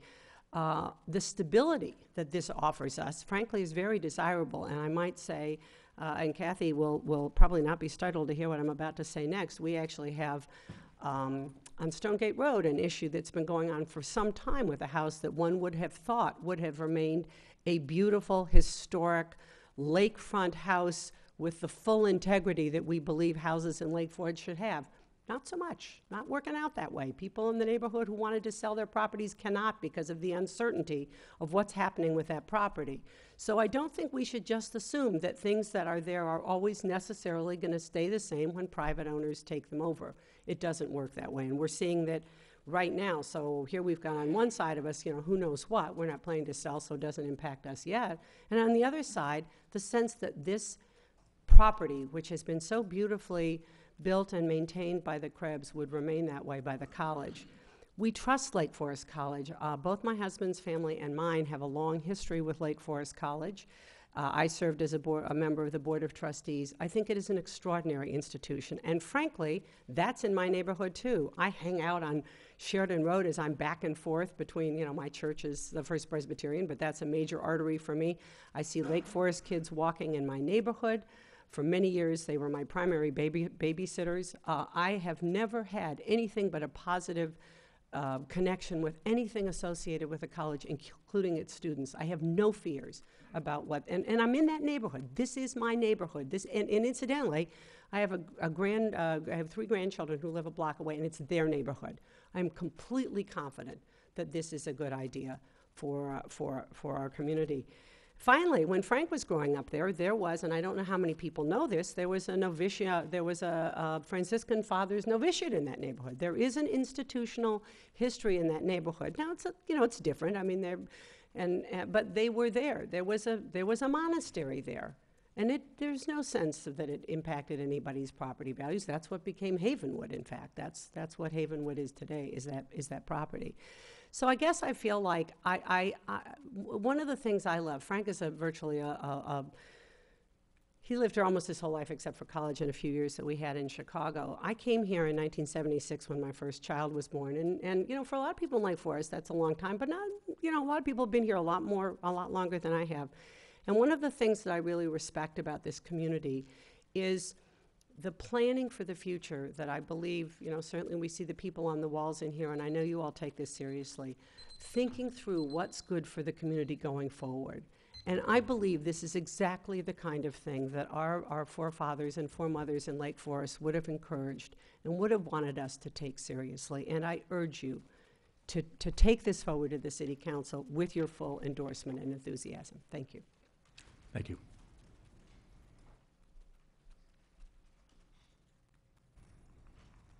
Yes, ma'am.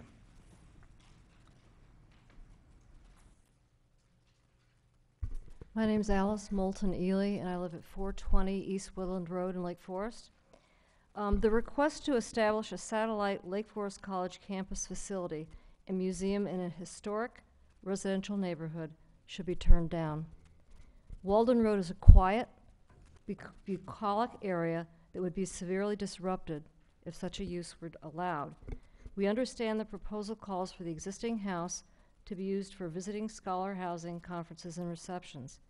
Can you imagine the impact bus and car traffic and parking, floodlights, the coming and going of groups of people, not to mention the noise, would have on this serene neighborhood setting? Deer trail through almost daily, and there's the occasional fox. Thrusting an alternative intensive land use into the midst of this is inappropriate. Please turn down this special use permit request. Thank you. Thank you. Dan.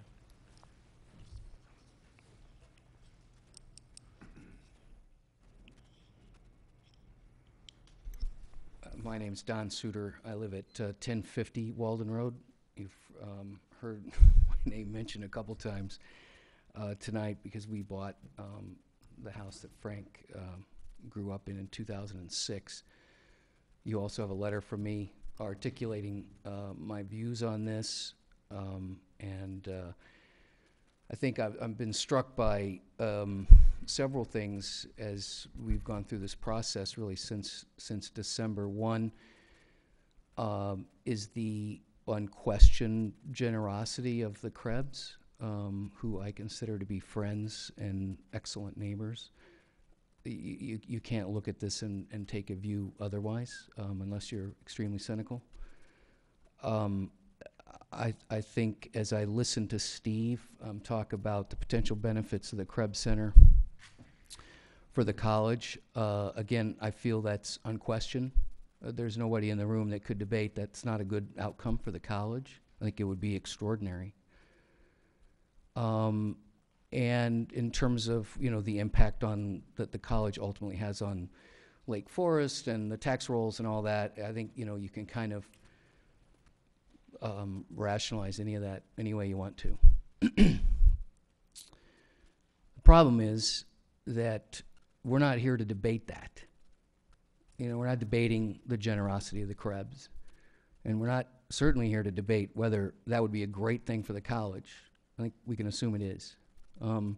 What the neighbors, at least the ones I've talked to, are concerned about is our right to quiet enjoyment in a very unique neighborhood, and one that's very private, in some respects very difficult to even get to. There's a lot of people who've lived in Lake Forest a really long time. When I tell them where I live, they don't know where it is. They don't know what that is. So I don't think, you know, if you even tried, that you guys could get your head around the fact that bringing college students in and out of there every day and a few evenings is not going to change the neighborhood. You just can't look past that. It is going to change the neighborhood. And I think the college and I think the Krebs have done everything in their power to try to address the concerns. But the facts of the matter are when you change a use in the middle of a neighborhood like this, you change the use. It's going to change. It has to. And then the second part of that, which you guys can't address, but it's in the code and you have to give this consideration, is the impact that your decision will have on all of our property values.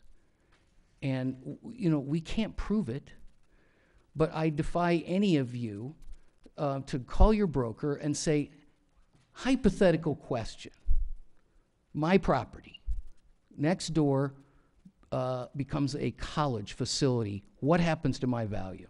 Up or down? You're not going to get a single answer that says, that would definitely make your property more valuable if you had college students next door. That's not going to happen. That's why everyone's here.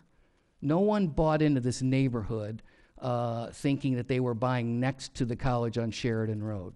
People bought into this neighborhood because it's unbelievably private and remote and quiet. And that's why people will buy there in the future. And I can just imagine one of us, when it comes time to sell our home, and the broker is bringing a prospective buyer down Walden Lane, and they stop because there's a bus pulling out of the Krebs driveway, and the person in the back seat said, "What's that?" And the broker says, "Oh, you don't need to worry about that. It's a college facility, but you know, there's a special use permit, and they can only use it at certain." I can almost guarantee you that for the $7.4 million I have in my house, someone willing to pay that to live across the street from the Krebs is going to say, "Stop, turn around.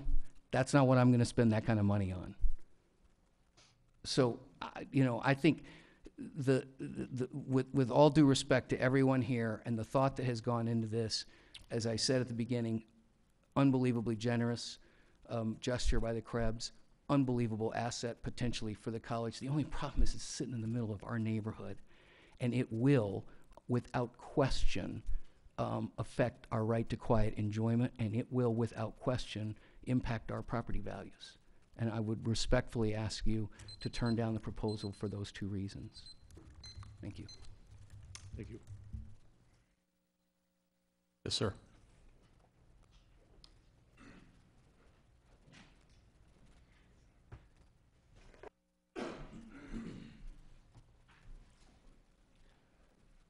Hi, I'm Jim Cathcart, owner of 1000 Walden Road. My mother's here with me. She's the resident there.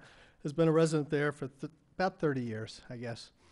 And the Krebs have been wonderful neighbors. They, from day one, and continue to be great neighbors. From the day that my father, I think, first approached the Krebs and was worried about that plot of land being subdivided and was looking for somebody to come in and have it as a single-family home. And the Krebs came in and have been wonderful since then. But what I want to talk to you about and ask you to look at the photo site of the property right there. Walden Road is special because it has the Walden Bridge, which is a walking bridge. And throughout the day, 7 days a week, people are walking across that bridge one way or the other, coming up through Walden Road and either entering in from Ringwood or Mayflower or coming and exiting onto those two roads. There's no sidewalks. So as these cars come in during the day and as young kids are riding their bicycles up Walden Road, exiting onto Ringwood, as young mothers with young kids are walking themselves with dogs and others exiting on to Ringwood, they're exiting onto the street. And they're exiting on to what could be 20 cars coming in during the day, maybe 10 cars in a school bus, whatever it may be. People who are not familiar with the area, who don't understand what unique area it is, that there is a lot of foot traffic and that you have to go slowly. And these kids are going to be rushing in because they have to go from one class, and as the president of the college said, right after that they have to leave right away to be able to make their next class. So I look at this as being a public safety hazard. And it should be looked at very closely because we're adding a lot of traffic, not just to the roads, but we're adding them to where pedestrians are walking. So I think that in itself makes no sense. I also ask you to look at, this is all a future agreement. And as somebody said before, what happens with the next president of the college? What happens with the next circumstance? In one of the items there, and I'll be very blunt, it's in there and it says the lighting will stay the same and it will be same residential lighting. What happens if a young lady from the college has some bad incident in that area? Is the college going to maintain low lighting in the evening? Or is it going to say, come back to the board and say, we have to have different lighting to protect the students. We have to have this. So all these agreements that are put in today for a future use that might come forward can be easily changed because a different circumstance comes in play, of which each of those circumstances may be beneficial to the college, but may not be beneficial to the property owners. So I ask this committee to turn down the special use requests. Thank you. Thank you.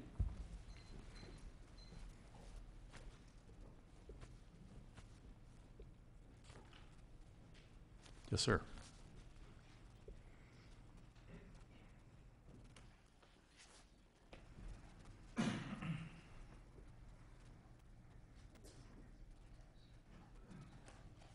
David Gorder, 555 East Woodland Road.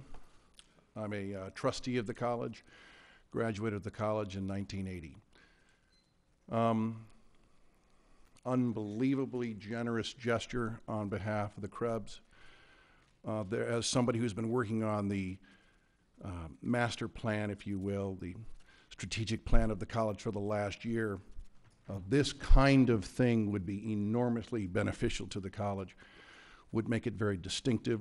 I think we've all addressed that. It's interesting, I haven't heard one person talk about that because I think it's a given.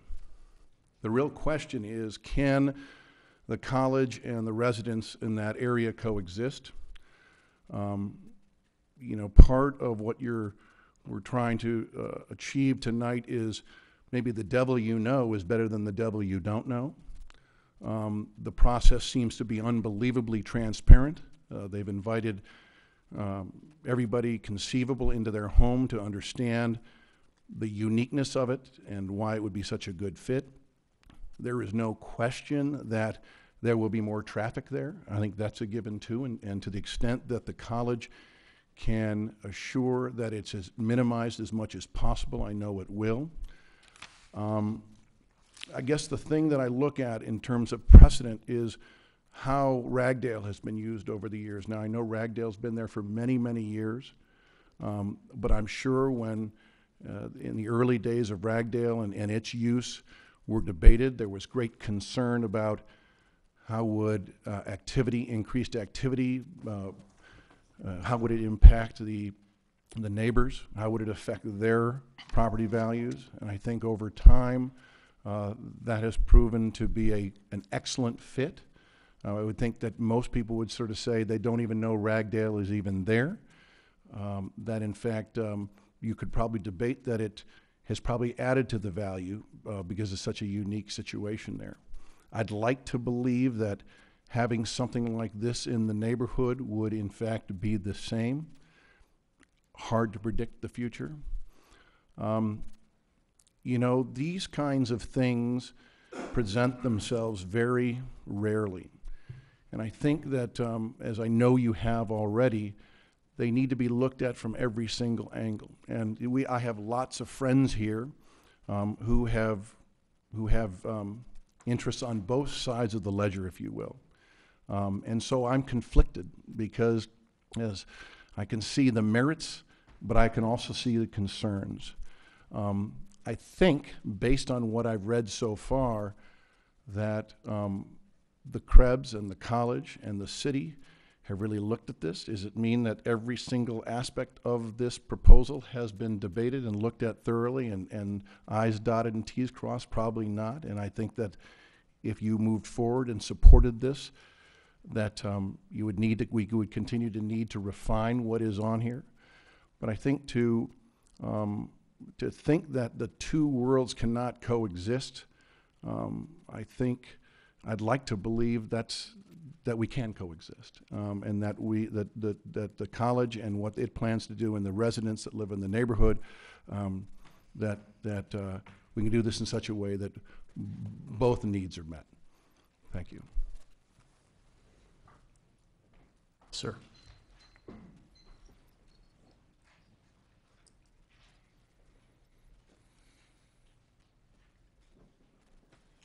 My name is Henry West. I live at 300 Bluffs Edge Drive. We've been in Lake Forest for 30 years. It seems like there's a lot of fear about what happens if we don't do this. I have a great deal of faith in the zoning code and what you gentlemen do, and I appreciate what you do.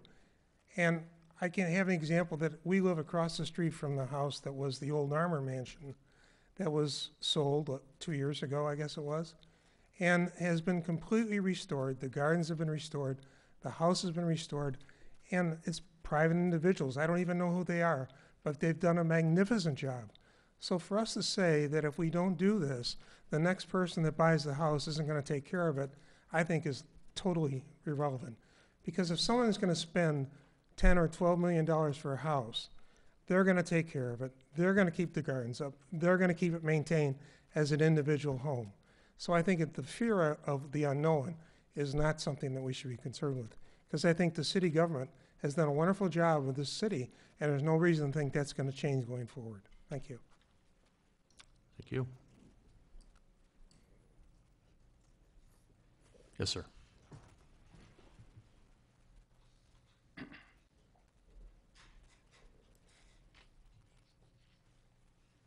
My name is Neil Donnelly. I live at 1121 Ringwood Road.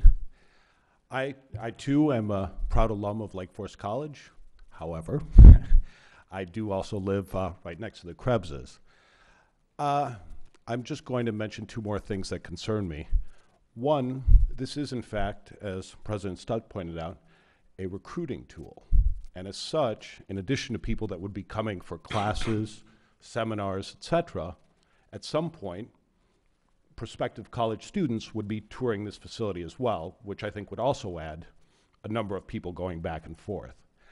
Secondly, I'm a jogger, and I know that probably doesn't interest any of you, but in the mornings I jog by the Krebs' house, and then later I jog by the president's house. And the one thing I've noticed at his house every morning is that you have food services there, security there, etc. That again changes some of the residential feel to the neighborhood. So these are two more concerns that I would have. Thank you very much. Thank you.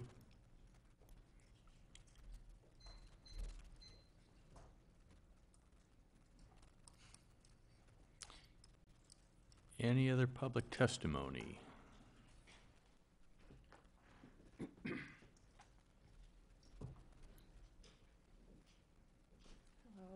My My name is Corliss Mueller. I live at 1057 Walden Road.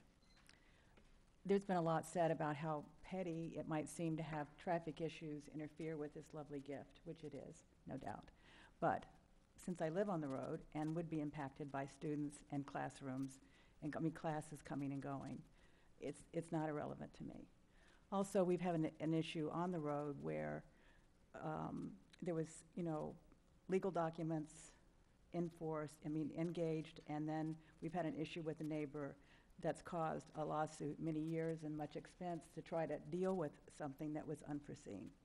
I don't think that there's any way that we can predict what will happen in the future, when this would take place, and how it would affect our neighborhood.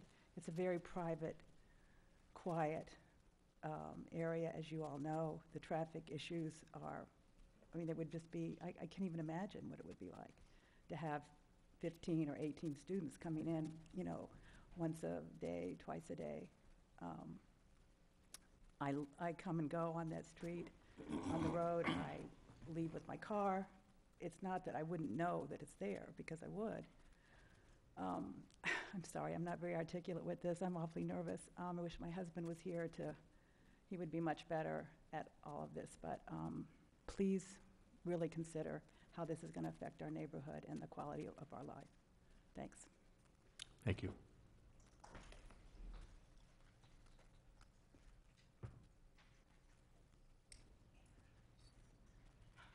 Yes, sir.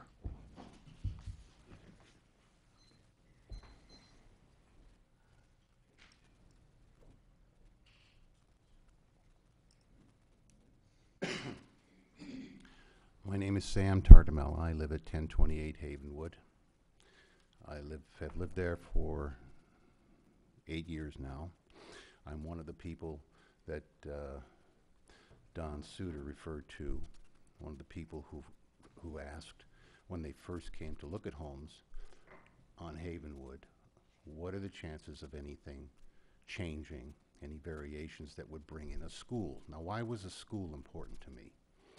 Over the years, I've owned several homes that were near schools. So I know no one has brought up any research related to this, but I can tell you as an owner, it didn't help.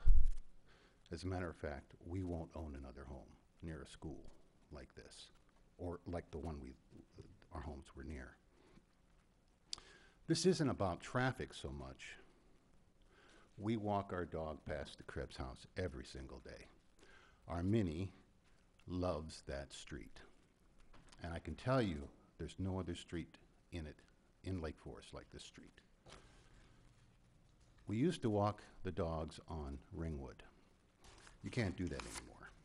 The evidence of a speed limit radar sign from the police department there, more than occasionally, justifies that. The approximately 100 people, more like 90, every day that we'll see, in addition to the people who are there now, will make our lives, well, let's put it this way. I didn't buy into this city and into Havenwood, and I didn't spend what I spent on my home here, to have a school right next door. I'm angry about it. I'm sure there are a lot more people that would like to stand up and say so. I'm asking that you reject.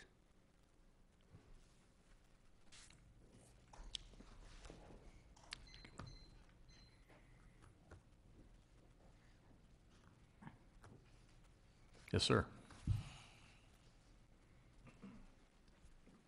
Hi, my name's Jeff Wellman. I'm a new resident to Lake Forest here. Started a little nervous. When I first heard about it, I kind of torn. It was just a fantastic idea. It's incredible what could be given to the college. And as things are settling in, and some of the other people have brought more concerns up, I think one gentleman hit it perfectly before. We have been, since we're new here, we've been living in Green Oaks for, I think, 11 years now, and I guess our passion was to be in Lake Forest. And when we started looking for a house, the real estate person said, well, there's some nice places over by college. I said, no, we don't want to live by college. So that's where I'm torn about this, because the college doesn't have a presence in this area. And so, God, I wish I could just, please, get it to the college, let this go through. But, where my new house is there, and it's just like the presence is not there. So that's what's really, I don't know, it's hard to, I just hate to turn something like this down and be a negative input. But as the homeowner now, and trying to get into Lake Forest and find that home that we really wanted to build for ourselves, and it's just not, it seems like it would change if that were to happen. So, I'm sorry. Apologize. Thank you. Yes, sir.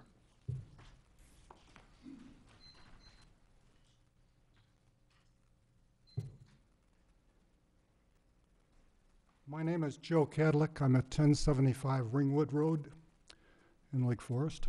We've been here for 13 years. I guess, first of all, I'd like to compliment the Krebs. I did go to their open house, one of the few that I think did attend. And I've got to say it's a magnificent structure. I would say that as I look at it, it is not so much a school as a museum. When you think of museums, you think of a museum at most places that would be right on campus. And that's where I believe most of the treasures that the Krebs have got belong. They have a museum that is both a house and a place with all their artifacts and things that they have collected over the years. Unfortunately, what we are is in a residential neighborhood for this museum. And you're now trying to combine that with class schedules and traffic and college students. Now, if you look at Ringwood, where I live, you have a very dark street. Likewise, at the end of that, in front of the Krebs house, and as you connect to Mayflower, it is likewise not a very well lighted street. And you talk about, well, we'll keep the lighting as it should be. You also have a noise problem, because one of the biggest things we've got is and I'll tell it right out loud, a yapping dog right across the street from us. And any car that goes by when that dog is out, you really hear it. Now, combine that with some students that perhaps are running down in front of our house or in the area, that dog is just going to get haywired day and night if it's out there. Now, that's not a total excuse, but it is something to take into consideration. I really would like that home and their beautiful artifacts to be on campus. I don't know how that's accomplished, but I think that's where it belongs. Thank you.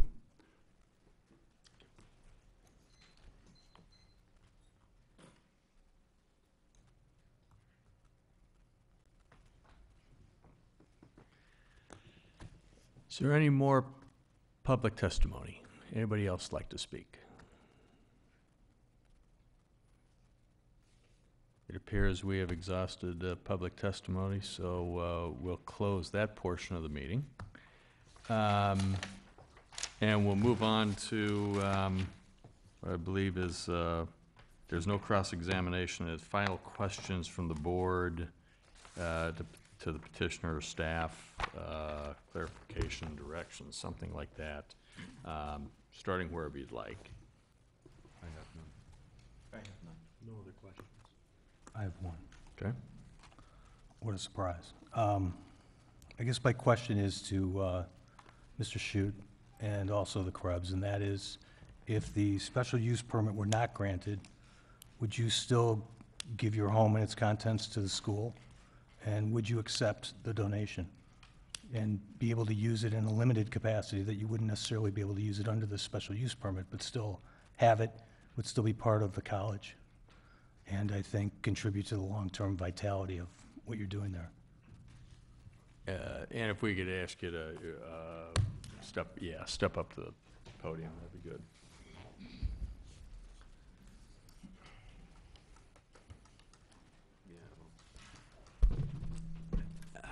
You know, it's possible. I mean, and I'd have to talk about it. I guess I'm just, I don't know, I'm perplexed. When you look at what we can do, and I'm not going to repeat all that. I mean, we can give it to the college. When you look at what the college can do, you know, Don has said that, a lot of people have said, this is not, well, first let me say I appreciate everybody's, the way everybody has commented. I appreciate the courtesy. I appreciate the fact that I think we all do agree that this would be good for the college. What we don't agree on is it good for the neighborhood, or is it detrimental to the neighborhood?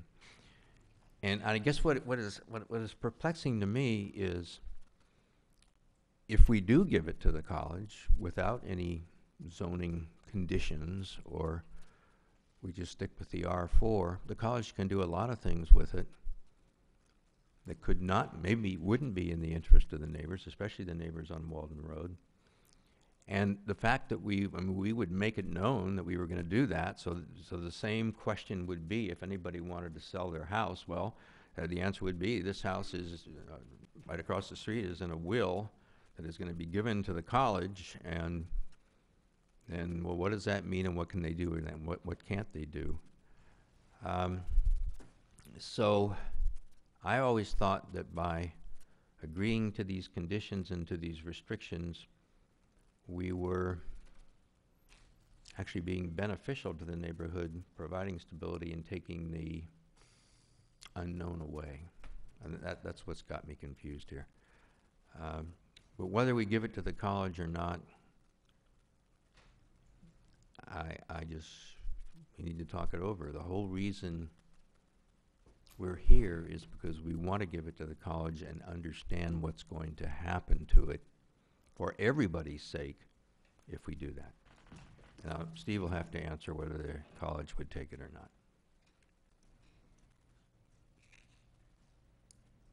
I'm going to just stick with Mr. Krebs' answer on that. Okay. So I have a question of President Schutt. Obviously, a big concern tonight is traffic. And if this were a larger project, you know, we'd have a traffic study. I don't think this merits the kind of traffic we're talking about. But in plain speak, what kind of traffic are we talking about on a daily, a weekly basis? I understand it might be an imprecise answer, but it's a fair question. Right. And I appreciate the question, because I actually think there is a large overestimation of that traffic. Let me start by putting it in context. I was at the house several different mornings over the course of the last 2 or 3 weeks. And the last day I was there at 9 o'clock in the morning, and I counted 10 cars go by on Ringwood Road in 5 minutes. So to sort of put this in context, it's not an area where there is no traffic to start with. But secondly, in terms of our ability to control traffic coming to the property from the college, I have a lot of control over that. I could, if it were important to the zoning board or the community to do so, I could strictly limit the number of cars by students allowed to drive there for a course in the morning or in the afternoon or otherwise. I will say that in terms of comments I've received from neighbors over the course of time, I've heard objections from neighbors to a shuttle bus, neighbors who say they would prefer cars. I have also, of course, heard any number of objections about cars and a preference for a shuttle bus. I can do either one. I could probably do both. But what I'm trying to convey is an openness in this regard to actually, if necessary, make limits on traffic still more explicit so that there is still more of the kind of control that I think this whole proposal has tried to provide here. We limit the use of cars by students in other ways, in other situations, and we could do so here. I'll return to where I started, though, and say I'm not personally sure that it's even warranted. But if there were a concern that there are 2 courses a day, let's say, which would be a busy day for the property, there's one in the morning, there's one in the afternoon, and we wanted to make sure that we limit the number of student cars going to those 2 courses for the day to a total of 10, a total of 8. Could I do that? Yes, I could. Thank you. Any questions down here? Chomping at the bit, Stu. When, in about 10 or 15 years ago, the Dunn House was turned over to the college, could you talk a little bit about that transfer in context to this potential transfer? Unfortunately, Mr. Dixon was before my time. And I honestly, I don't know the particulars in that situation. The city might, I don't. Kathy, do you recall? I don't. It was about 10 or 15 years ago. I think it was in the mid-90s or mid-80s when the Dunn House, after his death, was turned over to the college, located on Rosemary, just there on the corner of Rosemary and Sheridan. And I probably want to research that a little bit more in context to the neighbor issues that were raised when that house was transferred after Mr. Dunn's death. Given the location of the house as you described it, I think of that as the former president's house for the Correct. college. Correct. The Dunn House, I'm sorry, didn't locate it for me. Got it. We'll raise it offline. Thank you. Okay. Okay. Any other questions from the board? Okay. Petitioner rebuttal, if you'd like to rebut at this time. I guess this is kind of the closing comments from the petitioner, if you'd like. Right. I'll say just 2 or 3 things quickly, and then see if Rob Krebs would like to close on this. I want to echo his comment that I think all the comments from neighbors, brought tonight have been important, and I appreciate the concern that they recognize or the concern that they express. I believe and I understand that I and we have not persuaded you of these points, but I believe that the controls that we have already negotiated, and perhaps still more that could be put in place, really do address the concerns you have about usage of the property. I talked about traffic a little bit a moment ago, but some of the other things, I thought conditions have really already, if understood, put to rest. For example, there was a comment about floodlights on the property. There won't be floodlights on the property. The lighting on the property is going to be what is permitted in R4 and nothing more than that. It's what is there now. In terms of parking on the property, it will be the parking the property can presently accommodate, limited to that. No, sir. No, we're not going to do that. We're going to follow procedure. We're not going to do that. We're going to follow procedure. Thank you. A concern was expressed about students perhaps doing research on the property and pulling all-nighters there. Again, I'm just going to say that is actually easy for me to prevent. And I can promise you that that will not happen. I understand the concern, but that is simply not in the cards for anything that we contemplate in the usage of this property. I won't belabor this. I think we have gone a long way in the conditions that we've already agreed to in advance to address the kinds of concerns that neighbors understandably have expressed. There may still be some further work on some of those concerns that we could do to make them still more explicit. And I'll return to the example about traffic in that regard.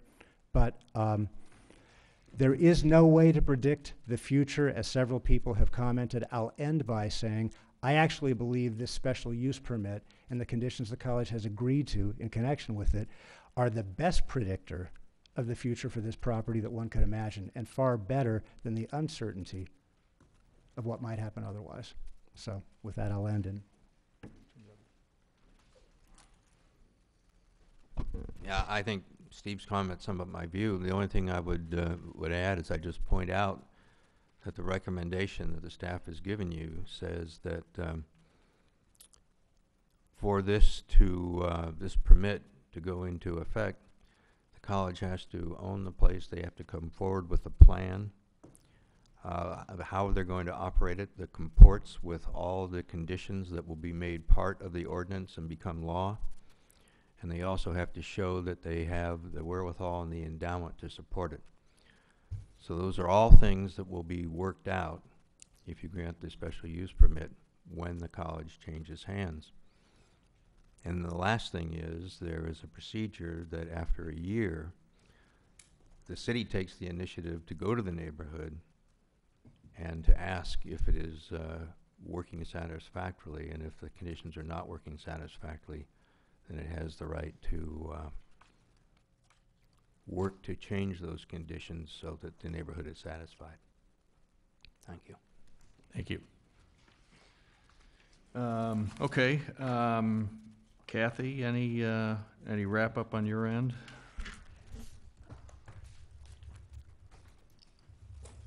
I think we've heard a lot here tonight. You've gotten a lot of information.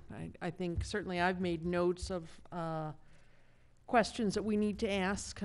If the board is interested in hearing more and continuing this discussion, I would offer that we would certainly take what we have heard here tonight, relook at these conditions, bring you answers, and see if there's a way that we can balance the various interests that we've heard tonight. So I would offer to go through the conditions as they're currently written, but I'm not sure, given the fact that you have 2 other agenda items and that there are probably some ways we're going to modify these. Yeah, no, I don't think we need to do that. I think the board ought to discuss it a little bit if it would like. I know I would. Wow, a lot of good testimony. At a minimum, I think it's probably appropriate to have a little discussion as to what we think, and you know, anybody want to start that out, or guess not.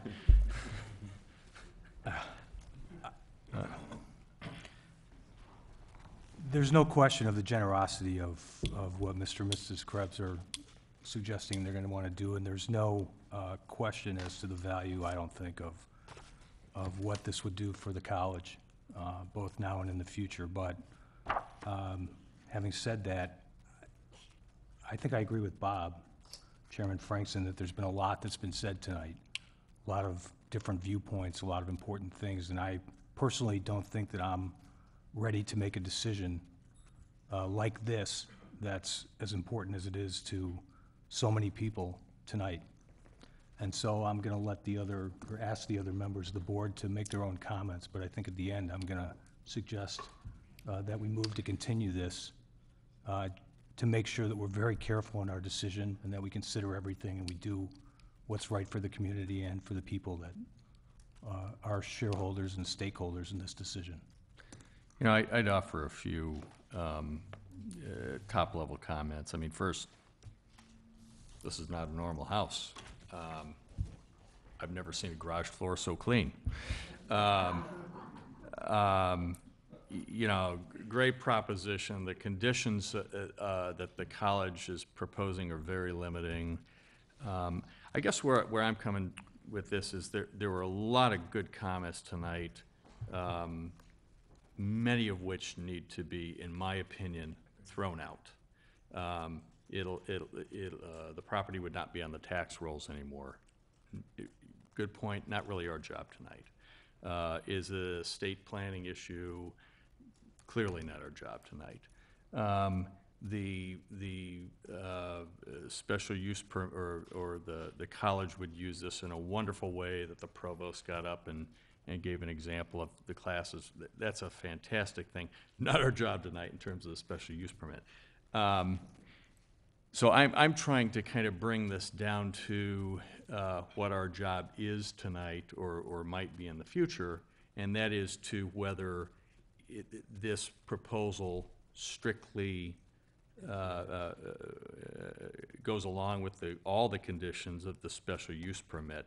And maybe we might talk a little bit about that, even if we're not gonna kind of conclude the matter tonight. I think that might be just appropriate for a few minutes of discussion as to why it fits or why it doesn't fit. Okay, I'll continue. Well, I'll offer a go thought ahead. on that. I mean, because that's kind of what we're talking about here tonight. I echo what Richard said.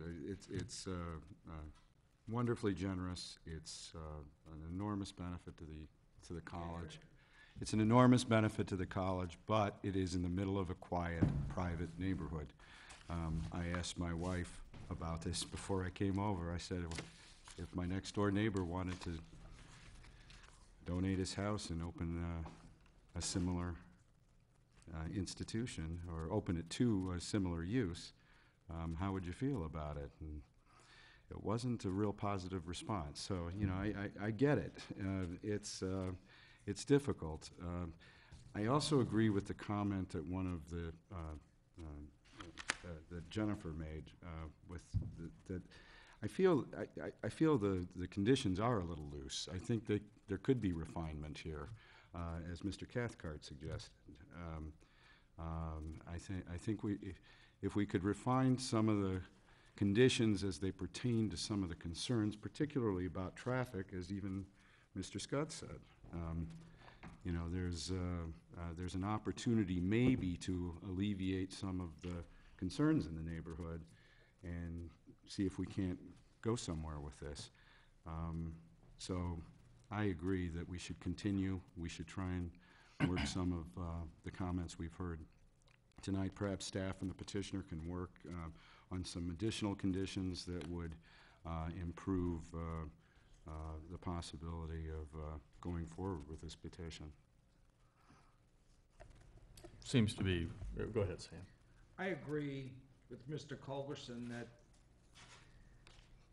that we need to come to some, it's gonna happen. Mr. and Mrs. Krebs have a right to do what they wish with their property. If they wish to give it to Lake Forest College, so be it. Now, if the neighbors have input as to what they would like to see done with that, then I think some kind of consensus would happen. Because he does have a right here to do what he pleases with his property. Whether it be a special use permit which defines the uses, or to will it to the, bequeath it to the college, and the college can do what it wants with it. So I agree that we should continue it. Okay. Just, and again, I'm coming back to, that's probably where we're headed here today. But I'm just coming back to our job on the special use permit, just to kind of close out some of my thoughts. There are several criteria. Some of them, in my opinion, kind of fall off the list. Number one, the health and public safety, morals, comfort. I think it passes muster there. I disagree, Mr. Chairman. Oh, that's your opinion. Yeah. Okay, I'll finish mine, then you All can right, very go good. with yours. Number two, injurious use, enjoyment of other property in the immediate vicinity. That is up for discussion. I mean, that's applicable. Number three, will not impede the normal orderly development. I don't think it would. I think that kind of passes. Exterior architectural appearance on number four, obviously that's going to continue to be a nice structure. Adequate utilities and roads, I'm not concerned there.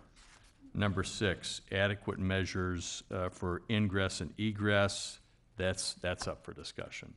And then seven is kind of a catch-all, all the applicable regulations of the district. So for me, the real issues to continue to be discussed and pondered upon are number two and number six. That's for me. You all may feel differently. And I just wanted to kind of get some of those thoughts out before we kind of head to what appears to be a continuance. So you were going to say something. I apologize for interrupting you. I agree with your entire list except for number 1, because I think comfort and general welfare are part of the equation here. Mm-hmm. And I would agree with that. I think we also want to take a look at the historic context, because there has been some property transfers that have occurred in the last 25 years that have gone to the college within neighborhoods, and those spaces and those properties have had the same issues and concerns. I'd like to go back and perhaps research that, Mr. Chairman, and look at the history over the last 30 years of those properties that were transferred to the college. Sure. I think that's a very good idea, very good idea, good suggestion. Maybe the staff can get that information for us.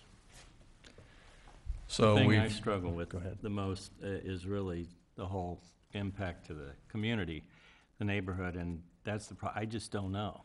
You know, I'm right, I just don't know. And that's why it'd be hard for me to even vote at this point, until I can get a better grasp of it. So covered a lot of great ground tonight, a lot of great testimony. It seems that the board wants to kind of continue this till a later date, if I'm reading it right. So with that, I make a motion to continue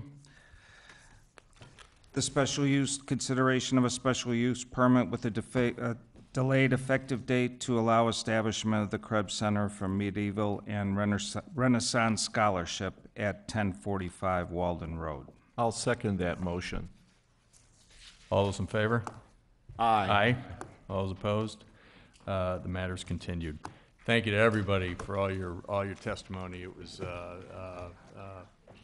appreciated. We're going to give it just a 5-minute break to allow everybody to kind of transition. Then we'll take up the next matter at 9:25.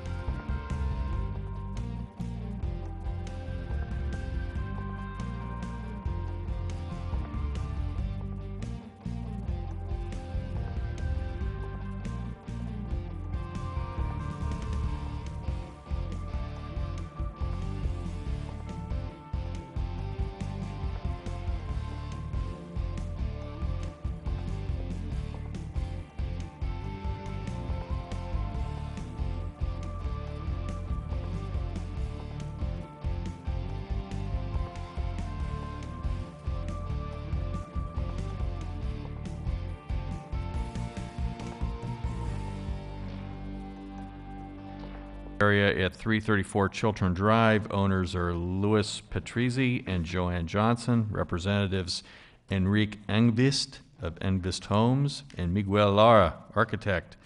Start with any conflicts of interest and ex parte contacts. None. None. Anybody intending to give testimony, if you can stand, raise your right hand. Do you solemnly swear that the testimony you're about to give is true and correct to the best of your knowledge? Thank you. Presentation by the petitioner. Mr. Henrik Engvist with Engvist Homes. I'm the contractor for Lou Patrizzi and Joanne Johnson. And also Miguel Lara is the architect for the project. Basically, a little bit of backstory. The Mr. Patrizzi and Mrs. Johnson, they purchased this home in June. It's a ranch-style house. It was built in 1943. As you could see from the site plan up there, it is most of it is in the 40-foot rear yard setback, so it's a non-conforming structure. Basically, they bought this home thinking it's a 3-bedroom home. There's a first floor master bedroom that they use, and then there's 2 bedrooms upstairs. Turns out that the 2 bedrooms upstairs do not have any egress windows in them whatsoever, and they're contained within the roof mass. And so there's no egress windows, no means of escape, and they plan on having grandchildren and other family members staying with them. So their concern is, of course, safety related, and also as well from a sale value as well. In order to have, now they have just 1 functional bedroom where they were thinking they were buying a house with 3. So, anyways, just try to make this quick as possible. On the back of the house, there is an existing dormer in the middle. Up in the upstairs is finished right now. There's a dormer in the hall, which is in the middle, and then those 2 spaces where we propose to expand the existing dormer into the bedrooms to give egress windows to those bedrooms are those 2 shaded areas there on that rear slope. And just walking through this.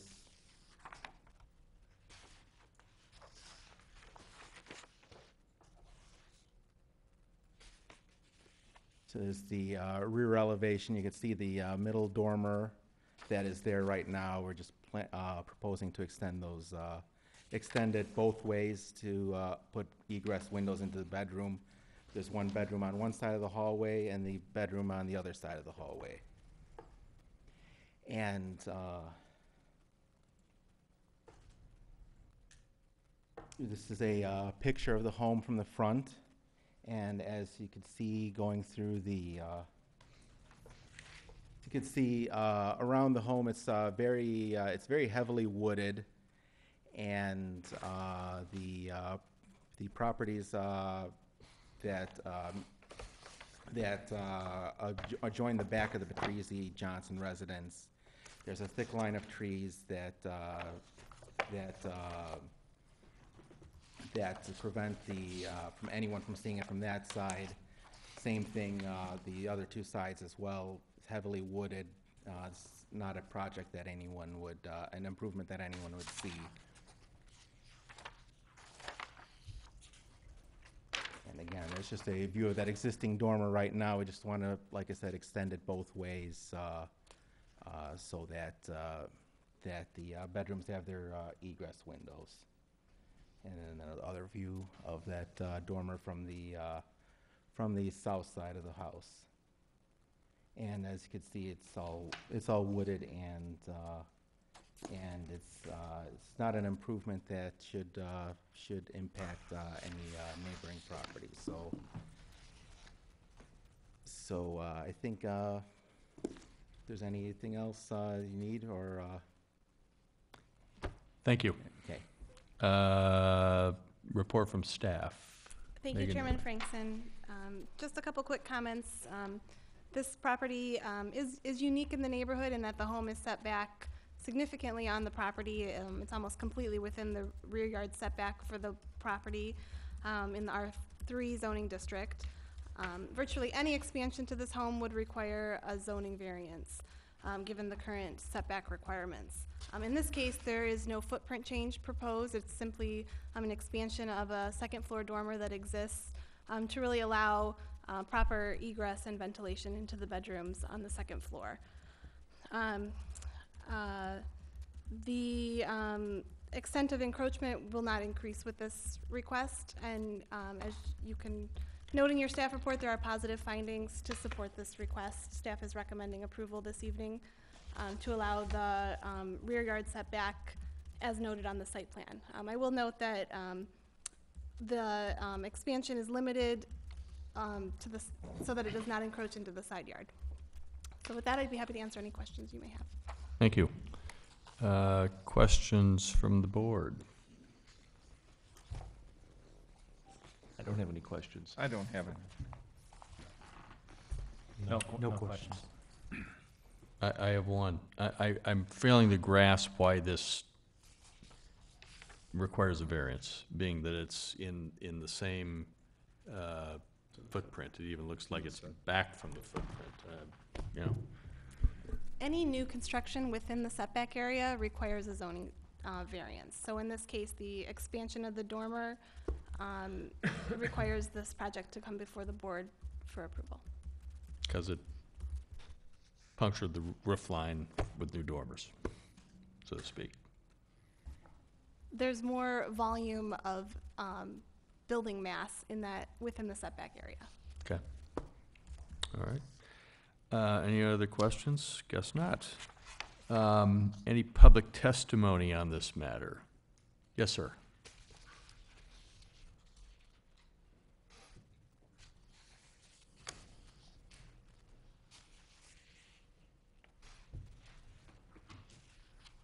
Good evening. My name is Ray Lohman. I'm here with my wife, Joyce Lohman.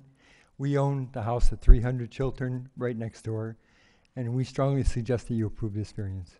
Thank you. Thank you. Thank you. Any other public testimony? Okay. There is no cross-examination filed. Any final questions? No petition or rebuttal, I assume. No staff response. Any final comment from the board? Other than this might have been the simplest petition I've seen yet. It's going to add value to the house, and it's not going to create any negative for any of the neighbors, I don't think so. Yeah. I hate to minimize our responsibility, but it's kind of a no-brainer. Yeah. I think it's an important change to the house, so, for the bedroom, so I think it merits a vote. Do I have a motion? Mr. Chairman, I move that we recommend approval to the City Council of the requested variance to allow the expanded dormer to be located no closer than 13 feet to the west property line as shown on the site plan. I'll second Member Culbertson's motion. All those in favor? Aye. Aye. All those opposed? Motion passes. Congratulations. Enjoy your construction.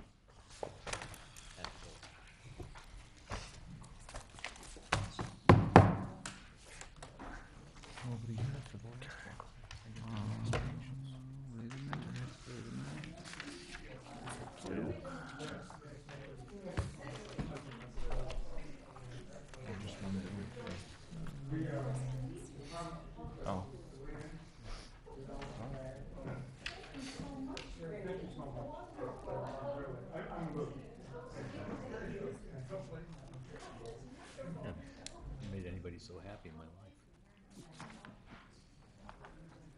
So we are going to move on to the next petition, which is consideration of a request for variances to allow an addition to the residence.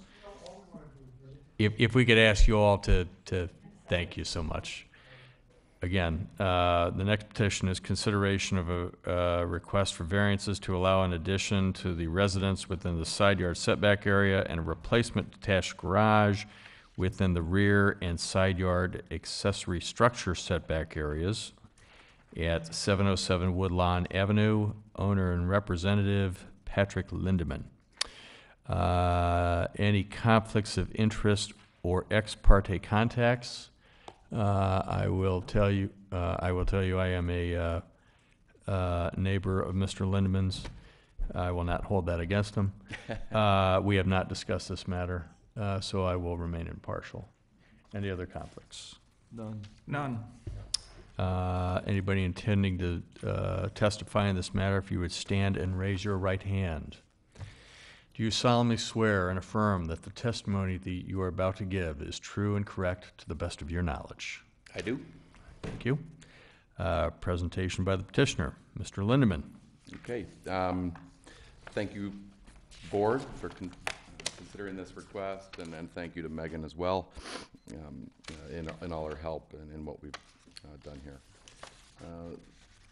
What I'm requesting is approval of a variance for the construction of a new garage. A back variance of 5 feet and a side variance of 3 feet for the garage, as well as a side variance for an addition, a proposed addition to the house, 3 feet from the eastern lot line. We purchased the home in 2003, and in 2006 put a second floor addition on the home. The proposed project complies fully with lot coverage as well as bulk requirements. And I think it's best if I take you kind of through a site plan, of which you also have copies, of what's existing on the house and what we are proposing to do. In addition, when we went through construction in 2006 on the home, we did receive permission to put a new garage in place. That was never done. And so I kindly ask that we do the new garage at this point. So what I have up here is the current site plan showing an existing garage. It's roughly 10 feet by 19 feet. I have had a car in that garage one time for one day. Nothing else will fit in there. It is not, it's not usable as a garage currently. What I'm proposing to build is a 24 by 24 foot garage pushed back to the southwest corner of the lot line. What I would propose is this keeps it farther away from a mature oak tree which stands in the middle of the yard, as well as it conforms with the current setbacks of 3 feet and 5 feet from the back, and those are the variants that are requested for this.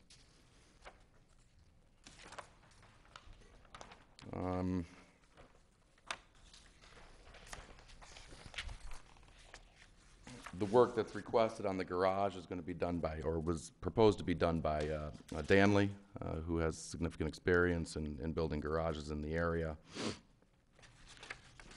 In regards to the proposed addition of the house,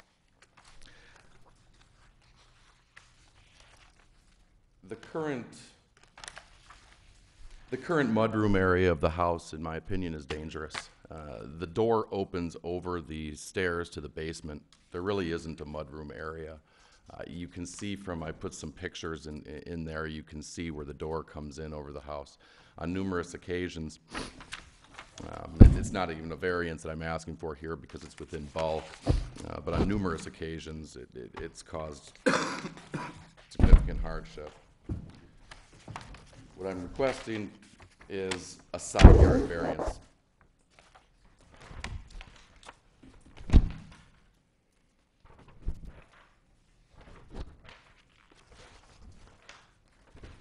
Can be seen.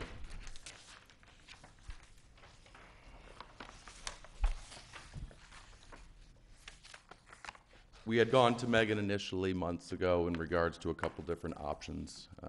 We heard the concerns and we tried to come back with something that was agreeable to the staff and to the city. And what I'm proposing here are the following options. The top one would only require a side setback variance from the eastern lot line. However, what I would prefer to do is with the porch all the way across, what's entitled Alt B there on the drawings. And that's it. And I Thank you. kindly We'll move to report from staff. Ms. Newman. Thank you, Chairman Franksen. This request has two parts that, as the petitioner noted. The first is the addition to the house. The second is a detached garage. In conversations with the architect with respect to the addition, the primary goal was to remedy an unsafe condition as you enter the home from the rear. You do enter onto a flight of stairs.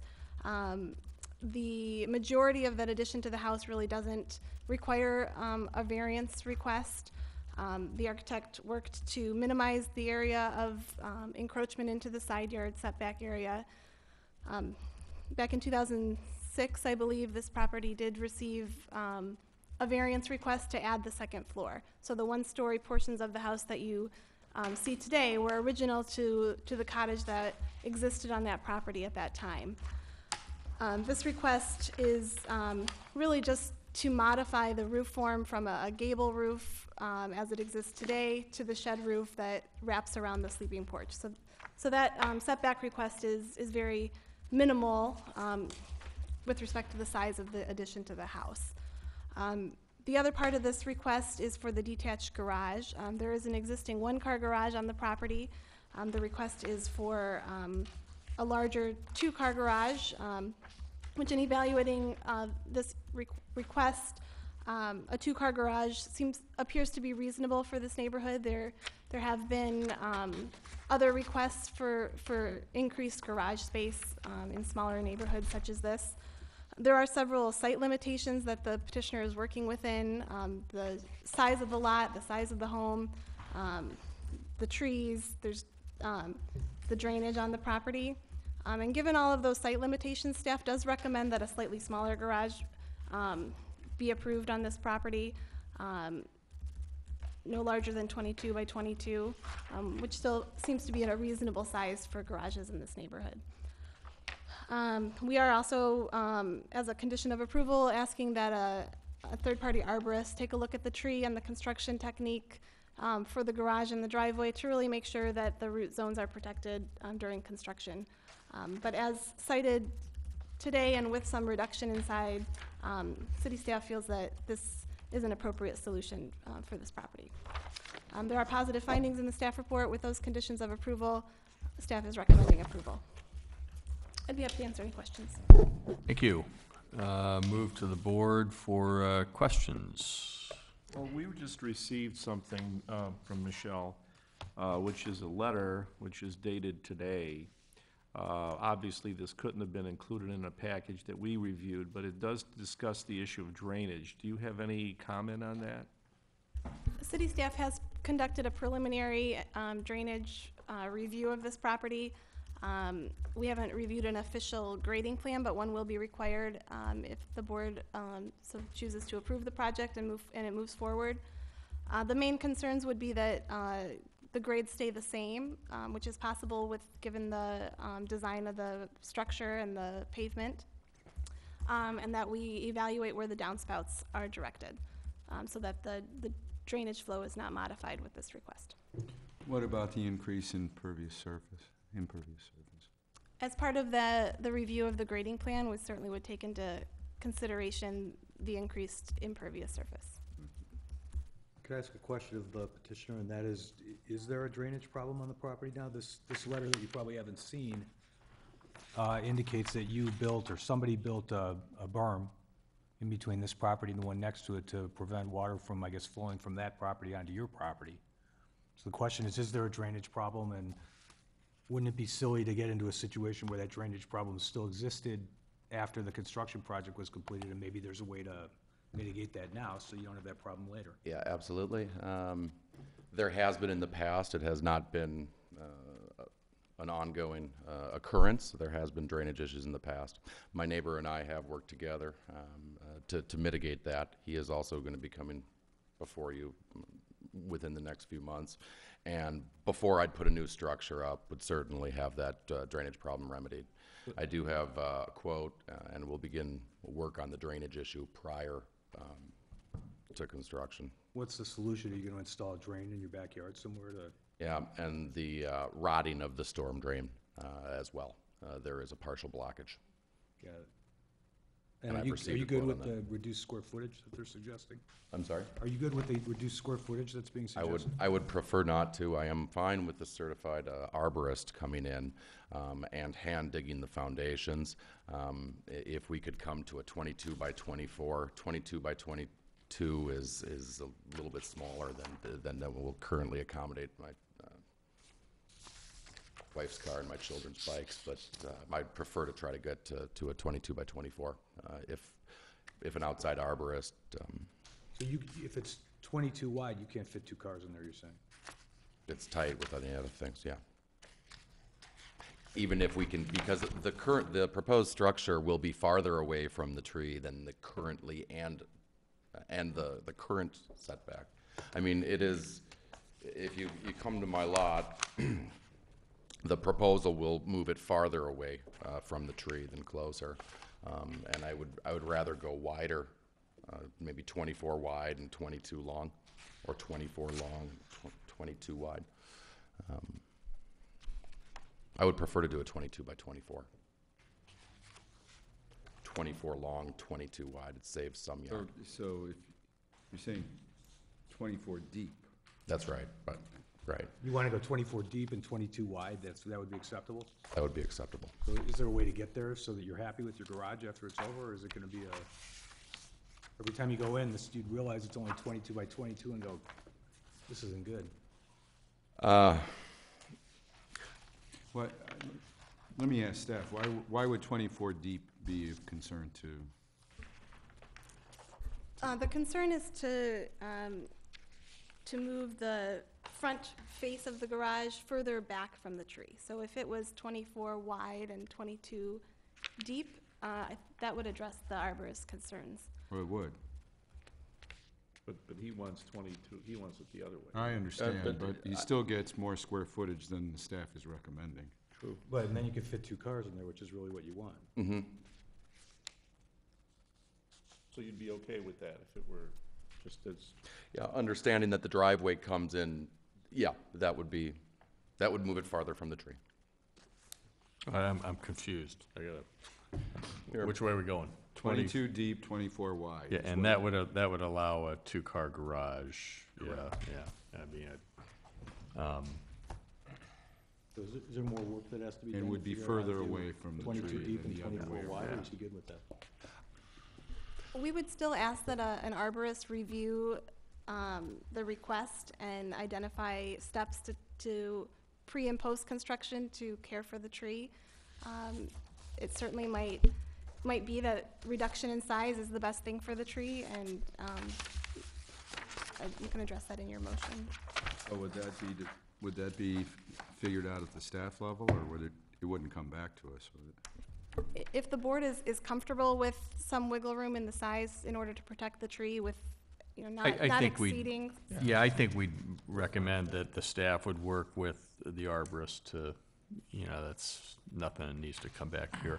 I think we're also going to want to, obviously, and we're not going to be able to solve it tonight, but this drainage and impervious service issue, I assume the staff would work with the city engineer to come up with a acceptable solution in the field. I don't mean to jump ahead here, but it's obviously going to be addressed. Well, yeah, and you say you want to come back here anyway for that, right? Is that what you said? No, that was the neighbor's neighbor. coming Oh, on the another neighbor. project. My neighbors are coming on a separate project.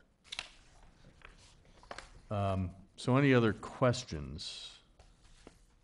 Nope. Okay. We will move on to public testimony of the matter as short. No cross-examination. I assume no final questions from the board. I assume no petitioner rebuttal at this time.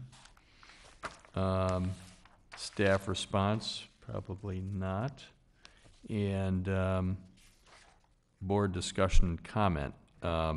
It seemed like we've rounded this thing up to, if I'm hearing it right, 24 wide, 20 per staff's direction, 24 wide, 22 deep. Also is subject to working with the arborist. And May I ask if we could go to 24 by 24 pending arborist consideration, if that's... You can ask.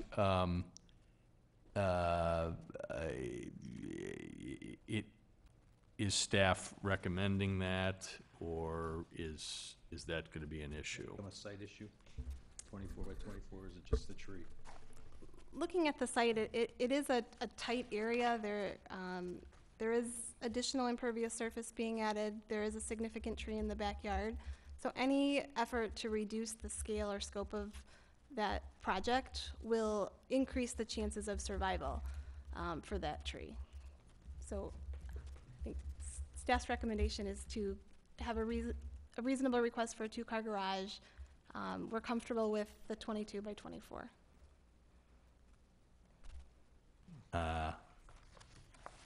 Okay, let me be the alternate advocate here. Are we making a big deal out of nothing over 2 feet, or is it that big of a deal? Well, it's... If it, that tree is an important part of the house, and I will do everything in my power, including an independent arborist, to save that tree. Square feet. Yeah, well, isn't it really up to the arborist to decide? So if the arborist comes in and says, well, you can do 24 by 24, not injure the tree, I suppose it's up to you to do that. If he says you're gonna injure it, you can only go 22 deep, then maybe that's what you have to do. Would it be a scenario to, because it's obviously getting late and we're all getting a little sluggish, would it be a scenario to allow up to 24 to 24 subject to the arborist's recommendation? If that's not the way staff wants to go, then you probably aren't going to do that tonight, but... The board can certainly approve that as the project. I would just add that in this neighborhood or neighborhoods of this character, garages range from 18 by 20, 20 by 20, which is a standard garage. So this is a larger garage than typical. Good point.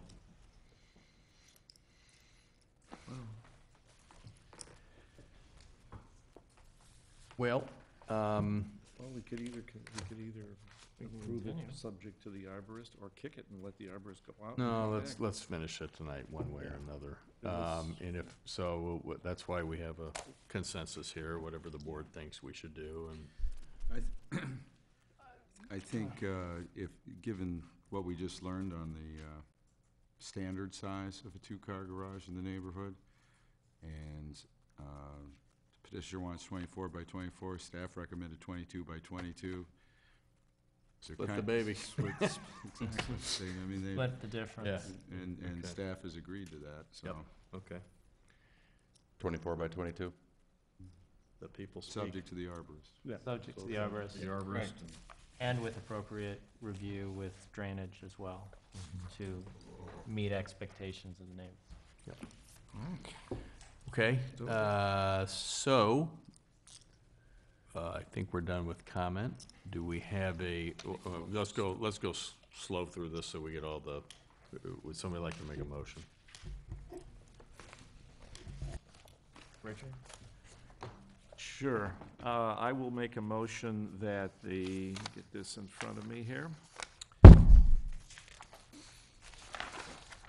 We'll make a motion that we recommend approval to the City Council of the requested variance at 707 Woodlawn Road for the accessory structure, from the accessory structure setback requirements to allow the replacement two-car garage to be located no closer than 5 feet from the south property line and 2.5 feet to the west property line, and to allow the modified roof from the form of the house to be located no closer than 3 feet to the east property line as represented on the plans that we were provided.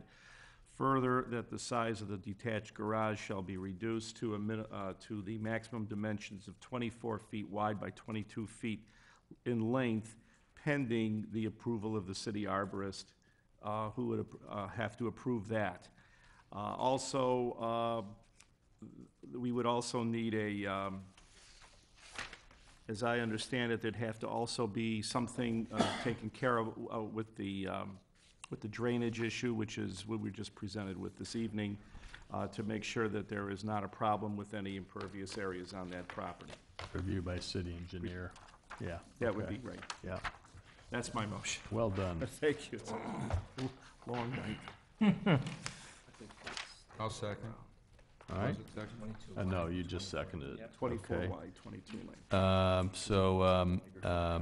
Richard made the motion, Lloyd seconded. All those in favor? Aye. Aye. All those opposed? Motion carries. Congratulations. Thank you, board. Happy Thank you. building. Did I mention it's right by the Lake Forest College? Oh. I didn't start enough with of that. Now you can park a shuttle bus in. Yeah. Not quite a museum, my current garage. Opportunity for the public to address the zoning board of appeals on matters not on the agenda. That is short. Any additional information from staff? Motion to adjourn.